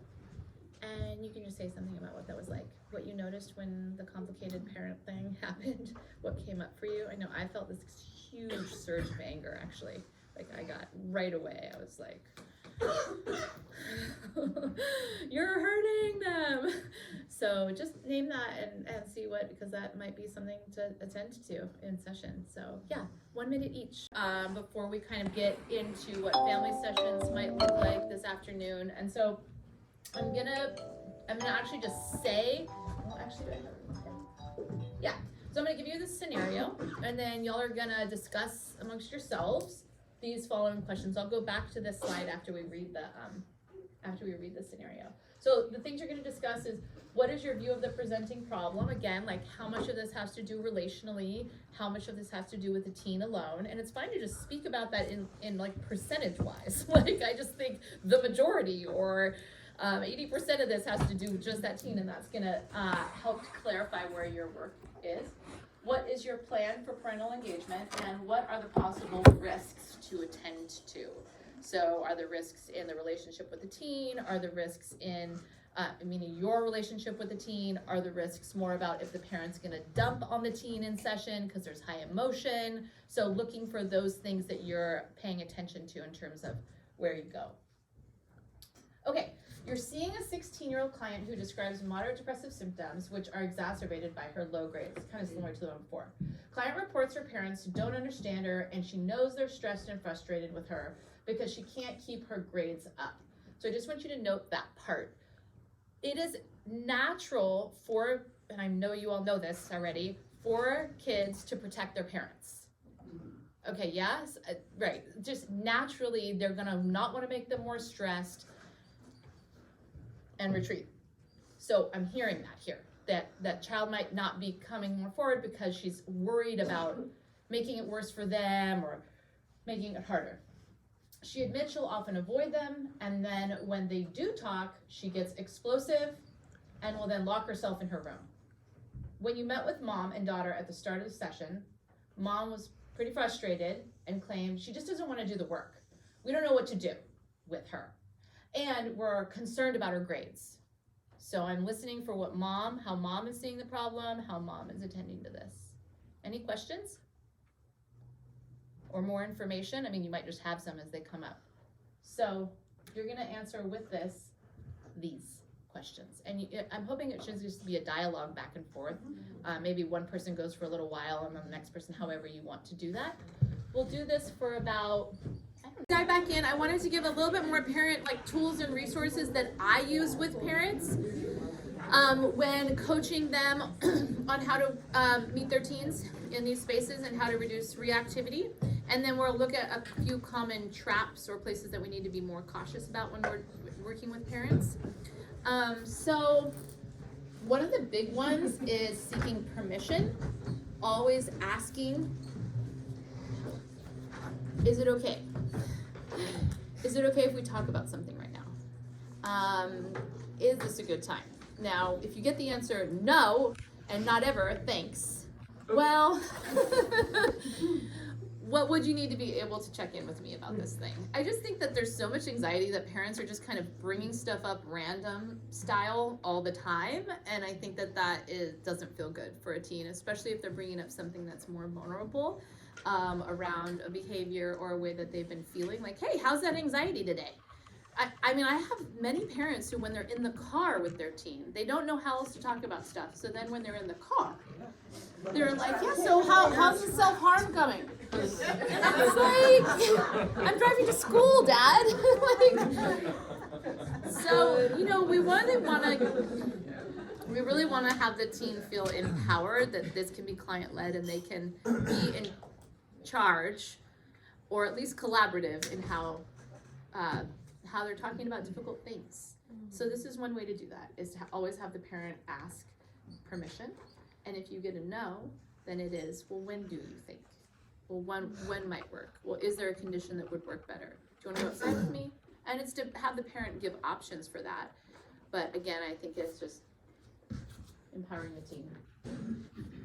There's so much that can happen with this on the teen side of saying, well, what do you need from them? And just specifically targeting the behavior that the parent is doing that is aggravating to them, and working that from the parent side. So if I said if a kid said to me, yeah, well, the one thing that my mom does is she rolls her eyes at me when I'm getting nervous about something. She's just like, so then I would want to work with the parent on that, and then ask the teen, well, what would you rather her do, or how would you want her to engage with you? And well, I don't actually want her to look at me that much, but I do want her to be able to bring me water. A lot of times I really talk about actually gestures of love and care that are nonverbal. So water, tea, food, when the kids are elevated. Does anybody else see that? Yeah, I got a few headphones on that. Yeah. Because it's the verbal part that can just feel so judgmental and such a shutdown. Why would I want to put words to this right now? I already do that in therapy. For a guide on how to make space, we're guiding the parents on how to be more resourced and how to have more space. I am sure you all have so many ways that you do that with teens, how you help them to work with strong emotions, how you help them to be more resourced when they're anxious. Same kind of thing we want to do with parents. I always say it's really hard to fake empathy. That's kind of hard. It's easier to fake curiosity. It's actually pretty easy to fake curiosity. But if you're faking empathy, they feel it. And they know that you have some agenda. But curiosity, they don't feel as much. You can just be like, whoa, what is that? Wow, I didn't expect you to say that. Or wow, what must that be like for you? Is that one of your favorites? Oh yeah. I teach it like this. If the end of your sentence has a period or an exclamation point after it, it's an imposition. If it has a question mark after it, it's curiosity, it's a question. Ooh, that's great. Okay, so Just like, and humor, I'm jumping past Rainy, but oh my goodness, humor, and particularly self-deprecating humor is super good with teens. Oh, here comes mom again, anxious as fuck. Oh my god, what am I gonna do? And then you also get the mom to make fun of herself, which is kind of good, you know. So I think using humor and having the parent be a little bit more focused on themselves and their own reactions. This is for teens. I said self-deprecating humor like 14 and above or 15 and above, because that's like their language. I think is super powerful for breaking. But maybe not dad jokes. Right, yeah, no dad jokes. And you don't get to put other people down. You only get to put yourself down. You don't get to say, but I think playing with any of these patterns of reactivity is what we want to do, right? If you just mess with the system a little bit, you know, if we can get a parent to do it in a different way, maybe an unexpected way. Movement really helps with this too, just like placement. I have 2 children, and with one of my sons, these interactions can get kind of intense. And so I just play with my movement. I'm just like, so just helping parents resource themselves in that way to give them options, just like we want the teen to feel like they have options. How many of y'all know about RAIN? Okay, yeah. So really just a mindfulness tool. Recognize, acknowledge, bless you, investigate, and nurture. Tara Brock. Sorry, recognize. I'm in a moment. This is one of those moments I know is hard for me. I recognize where I am. Acknowledge, I kind of feel it's like acknowledge and allow is kind of how which is also an A word, which is also how I think about it, like, and I'm going to allow this to be here for a minute.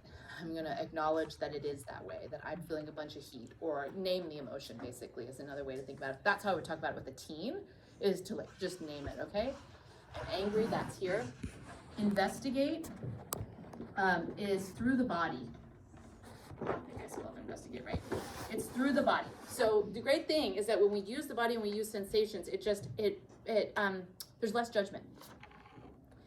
Judgment occurs when we name it even as an emotion. I don't know if y'all find that, but like if I'm like, I'm mad, it's easier for judgment to come online about that. But if I say to myself, whoa, my heart feels like it's pounding out of my chest, I feel all this heat across my front of my body, I just don't really have as much judgment about it. So I investigate, and then I provide some kind of nurturance to myself. And I think this is so powerful for parents. We've kind of been talking about guilt and pressure and perfectionism in parenting and just all that comes with that. So if we can help parents to nurture themselves in these moments that are really challenging with their teenagers, we are doing really good work. If they can do that with themselves, they might be able to do it with their teen.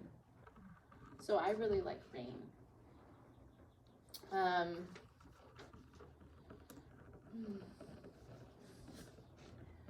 Working with just how personally they're taking everything and de-armoring the personalization. De-armoring.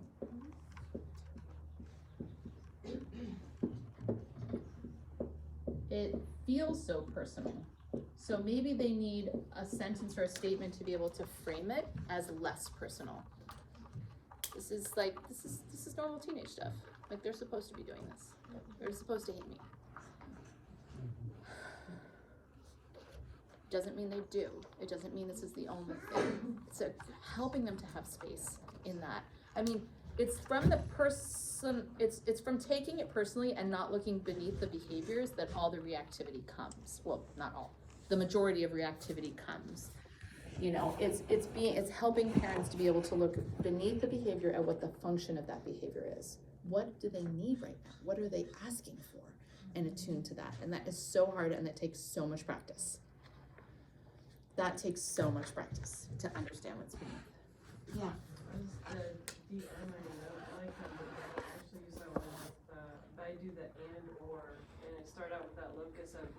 personal, like, they'll say like, it's because my mom hates me or something. And so then we'll take it out and do and trying to work with that perspective of like other options. And so like, it goes out a little further in the bubble, and then I try to think of even kind of ridiculousness, or a butterfly landed on a flower and caused a ripple, and so we take it way, way far out, but we'll start out personal and take it far out to like innocuous details of why things could have been going on the way they were. Thank you so much for that. I love that. And/or. Yeah. Like, so they'll say their piece, they'll be Right. like, and/or, It and then might they give be, another yeah, one, yeah. and/or, and like, so getting them to practice like, okay, the immediate one is there, Right. what else could it be? Right. Yeah, our immediate story about what's happening, right, or what is seen or what is known. Yeah, I use maybe a lot with myself, actually. Maybe, maybe not. Hold on. Maybe, maybe not, Maybe there's something else going on here. Yeah. Maybe not. Okay. Let's see. Of course, there's the just education around flipping the lid and when they're coming from their threat response. And I just do that with teens all the time. So sorry, Tim, I'm making your job interesting. Do y'all talk about this with your teenagers? Flipping your lid, knowing when you're in the threat response, and when you come from that place, the heat is going to make you more reactive, and you're going to act from that place. And so we need to know when we're there. I think the same education goes for parents, and usually it's when they're taking it personally, or they're thinking, oh, if I don't do something about this now, this means my kid's gonna not have a successful life later. So I'm gonna, I gotta hammer down on this behavior right now and just crack that, Fix it right. Yeah, fix it right now, or else we're, yeah. When you say flipping the lid, do you mean when someone becomes dysregulated? Right. Yeah. Yeah. Yeah, and you might talk about it a little bit differently with parents, but I think just the baseline of knowing when they're in that reactive place and how to attend to themselves and take care of themselves there, and even model that would be huge. Like, wow, it's so hard for me to hear you yelling at me, teenager. Yeah, that's a lot. I'm just gonna give myself a minute and then being able to come back. I mean, it's so much the time. It does take that. It does take that break or that attending to oneself, and then maybe the teen can do it too. Only thing is we need them to come back together, because they can go away and not come back. Have them find a way to release the charge, the built-up charge of these interactions, where then when something changes, nobody hears it because we've had years of fighting this way. What comes up for you with that idea? How do we help parents release the charge? The emotional charge, the built up everyday negativity and resentment that can happen toward their teenagers. Yeah. For myself, I use a primal scream into a pillow in my room with the door closed. I love that. Yeah, it's so helpful. Yeah. So nobody's hearing you scream. Right. Well, my kids know now. Yeah. I tell them, and yeah. They know. Yeah. When you're done, do they say thank you? They should.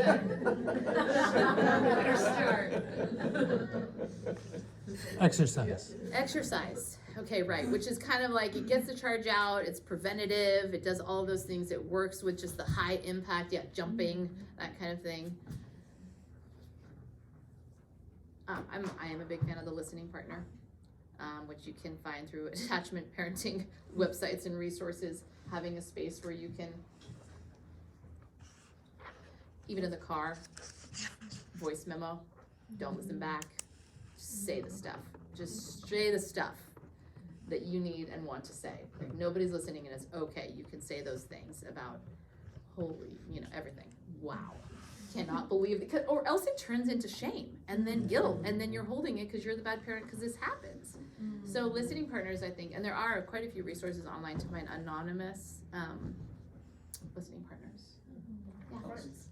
Friends, right? Yes. So I'm not crazy. I'm not crazy. Wow, yours does that too? Yeah, that sounds, yes, that's really important. And we're lucky. I mean, in this area, I feel like there's quite a few parent resources to utilize, parent support groups out there. So we're lucky in that way. Okay, and I mentioned before connecting through food, gesture. I think those are really great for when there's just it shows love when you can try not to fix it and enter in a different way. So anytime we could do that. And look for needs and feelings on there.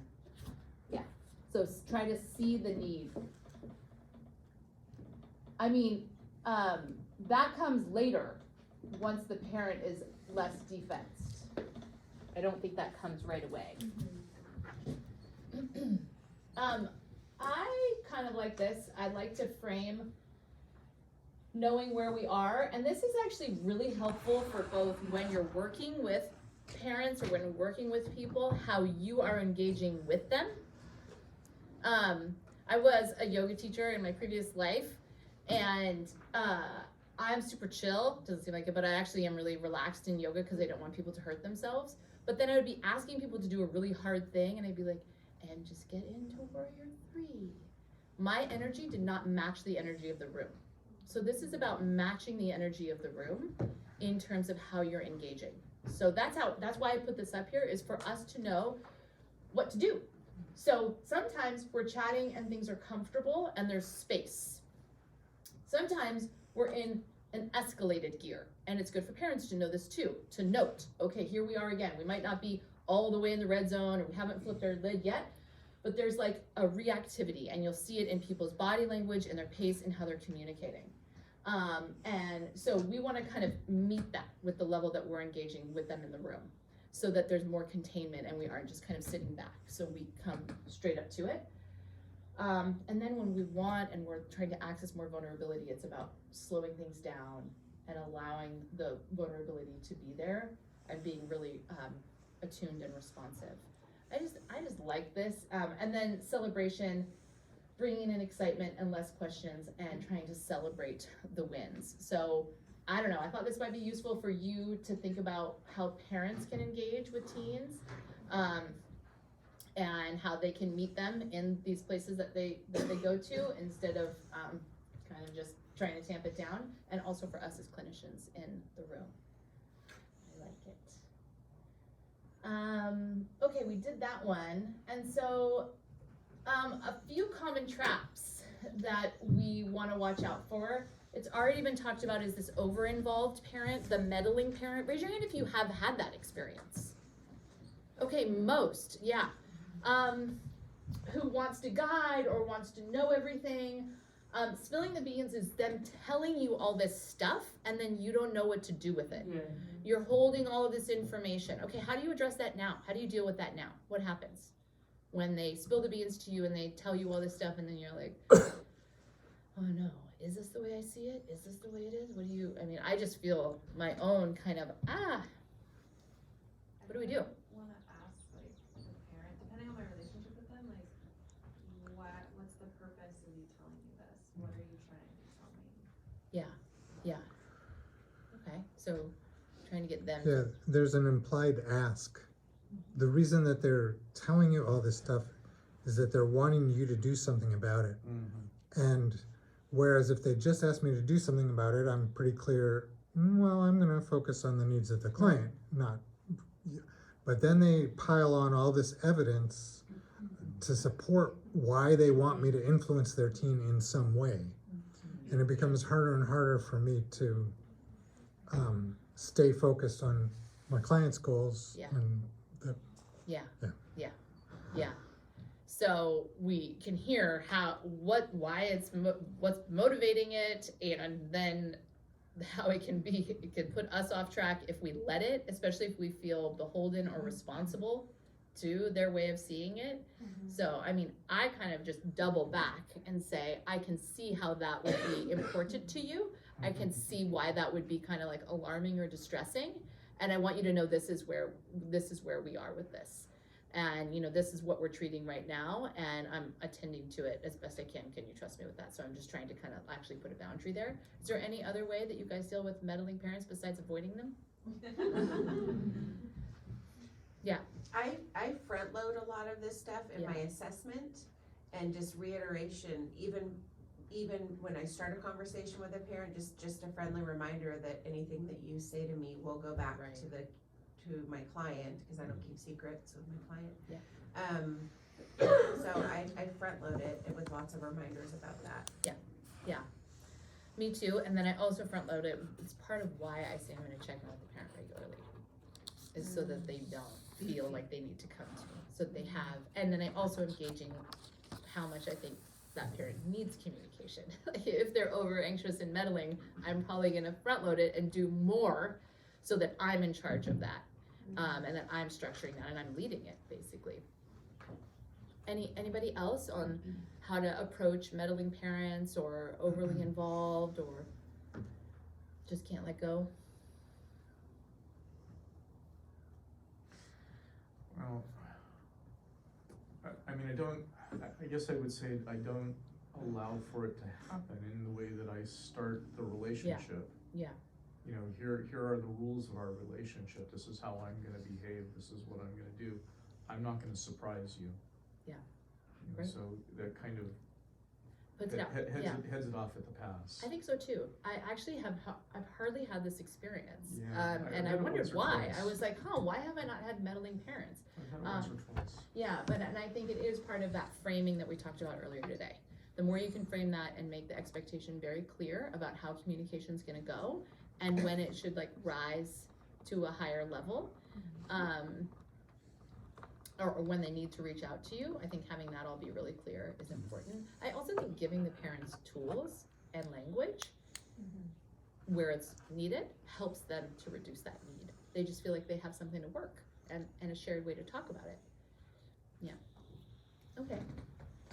We talked about the splitting behavior, so just being cautious for parents that you're a little wary of how they might use the information and being sure not to focus on the teen's behavior and more on them. Always inform prior. If you're going to communicate, check their concerns. Teen wants, and then tell them what you discussed afterward. Encourage client and parent to work together. So again, we're just moving toward that as an important goal if it's warranted. If they're not access to, if there's not abuse indicated through time, we want to give those opportunities for those wins. Okay. Divorce, yeah. Communicate with all parties to avoid triangulation. Does anybody work with divorce as a specialty? Okay, so you might know more, you might have more to add on this, but that there are loyalty conflicts, that the teen can be split between two, and then they'll bring you into that and use you to that aim unconsciously. It's not, and so we really have to really be mindful about not taking sides, even though we're validating, and also communicating equally with both parents. And remembering who the client is, and that you're not actually working that part. You might be working the parents individually, but I would say that at this point, I don't know how you see it, but in divorce, the client is still the teen, it's not the family. Yeah. Well, one thing I'd say about divorce, a common loyalty conflict is the introduction of a step-parent. And the child's welcoming of the step-parent, which could be a resource in their life, in a way of reducing conflict in that family unit, is largely dependent upon the other parent's acceptance of the step-parent in their life. So children are often trying to be loyal to the other parent by rejecting the step-parent. Right. And it's in the child's best interest for that other parent who has feelings about this step-parent to work through those feelings so that they can communicate explicitly with their child that it is okay with them if they have a good relationship with this step-parent. To release them from that loyalty conflict so that the family system in the other household can improve. Yeah, and so would you then work directly with that parent Sure. to help them Well, say like, how can this be a resource, or? What I did co-parent counseling. Right. So it was Yeah. right in the scope of what the focus Yeah. of my work was. I'm not sure how I'd handled it if I was the teen, teen therapist, because it's I might refer to that, Yeah. refer out to that piece. Right. That suggest to the parent in a parent check-in that this is important goal for the best interests of your child. Yeah. And understandably, it might take some individual work to get there, Yeah. to authentically welcome this new person into your child's life. If you do that work, your child will benefit. Yeah. Do it with somebody who you can work with individually on it. Yeah. Yeah, that sounds like I can see the child just being so sensitive to that experience, especially if they've already been through conflict and the divorce has already happened. So it seems like it's also important to validate the kid's experience, that it's understandable why they would be hesitant, or they don't know how to do that, and just The kid might have their own resistances to it. Yeah. But often it's getting the other parent's permission that gets that out of the way, and then the kid can start working on their own resistances to the step parent. Yeah. Thank you for that. Yeah, so I think if anything, it feels like it's really important to have access to all the players in divorce, to have initial contact at least, and not just go by what the kid is saying, but to have access to that family system, because it just feels like a time sometimes where there can be miscommunication or misunderstanding of, and maybe not it being as transparent. So I just think that's a one to be cautious around. And then also multicultural differences. So a parent feeling alienated or really isolated or separate from treatment, I think is something we have to be cautious about. They may be really distant and set back or not communicate with you at all, but then that can become a problem to treatment because they just don't know anything that's happening. So I think that's important. And then how much they trust you or don't trust you or are willing to engage. Again, when I worked at Salud para la Gente, there was a lot of I was the doctor.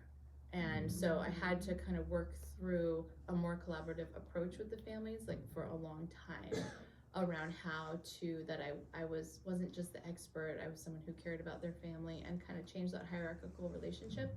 So where there was a lot of trust in me, but it was a very distant trust. They didn't actually know how to, some of the families didn't know as well how to engage there. And then issues just of privacy. I've been working with an Asian American family over the hill, and I had to really address straight up front what it feels like for this family, particularly for the dad, to even have a therapist in their life at all, when their life has never been talked about with anybody, not even other family members. And I just stayed there for a good while and talked with him about what that was like, to start to, because that became it was so evident that was a big block. And that what it felt like for him. So just a lot of validating of that. So I just think that these are places where we have to be more cautious. Obviously also access to, or any personality or manipulation that you start to see, tread lightly and probably be more distant and more boundaried and very, short. Anything else that people think we need to be watchful for, or really, when we're working with parents? These were the ones that I came up with.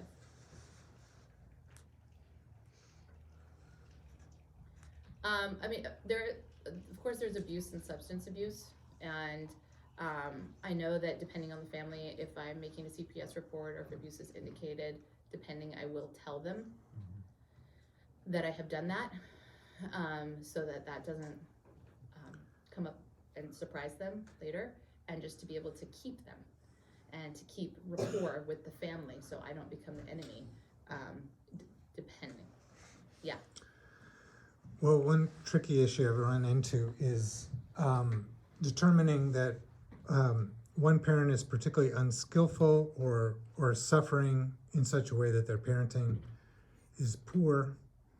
The other parent, particularly if they're divorced, distancing from that person, but effectively abandoning the children to be exposed to this poor functioning parent without the buffer of the healthier parent's involvement. Because the healthier parent is distancing themselves from their co-parent, who it's really hard to be around. Yeah. And to convey to that healthier parent a sense of, I guess, a sense of obligation, a sense of sticking to their values about really caring for their children, to counter that urge to abandon their children to the other parent, and to continue to assert what's in the best interest of the children, even when it's uncomfortable because of the poor functioning of their co-parent. So to sort of be a support and a cheerleader and a hold accountable that one parent don't abdicate their role when it gets so hard to deal with the other parent. Right. Without dissing the other parent in a way that then might get used in an argument outside. How do I talk to one parent about the poor functioning of the other parent as a reason that you need to step up, without giving ammunition to the functioning parent that might come out in an argument and further harm my relationship with the less functioning parent? Got it. So it sounds like empowering the healthy parent and helping them to be maybe more resourced to deal with the emotions about just exhaustion of dealing with their co-parent, so that they can still attend to the kid. Yeah. And finding a way to do that so it doesn't cause reactivity. Whew, that sounds like big work. Most people I don't work with the first that much. I did my dissertation on high conflict parents in divorce, so. There you go. Okay. Sorry, Jessica, yeah. I have a question. Yeah. So you kind of mentioned earlier, like, talking to parents when you have to put in a CPS report. Yeah. And how you navigate it. I'm just wondering, like, how do you navigate that and still keep the client? Yeah. It's been a minute since I made CPS reports, luckily. But I would say that first I let the client know that I have to do this, and I know that's hard, and this is how this might go, because I want to prep them, because there is this pattern of them coming to the school, the CPS workers coming to the school and getting the kid out, and that can feel just like really scary and yucky. So I let the teen know, and then usually I'll just, if I can, I'll just get a conversation with, usually the teen isn't the one who wants to leave. It's the parent that then doesn't want to see me anymore because they have shame about what happened. And then they're given resources through CPS, and then I don't know where any of that's going or not going. And so that is my work, is to make that contact even though it's uncomfortable. And sometimes I won't even use pronouns, so I won't say I made a CPS report. I will just say, you know, I know that a CPS report was made for suspicion of abuse, and I just want to let you know I'm here for your family, and I was hoping that we could meet so we could talk a little bit about what happened and so we can make things better, because I know you care about your child. So I just do a lot of like framing and scaffolding around it so it doesn't feel so shameful, and then see if they'll work with me. Yeah. Sorry, I have No, another question. good. Is it No. okay? Yeah. So how do you navigate when, so I have a very she's not a minor though.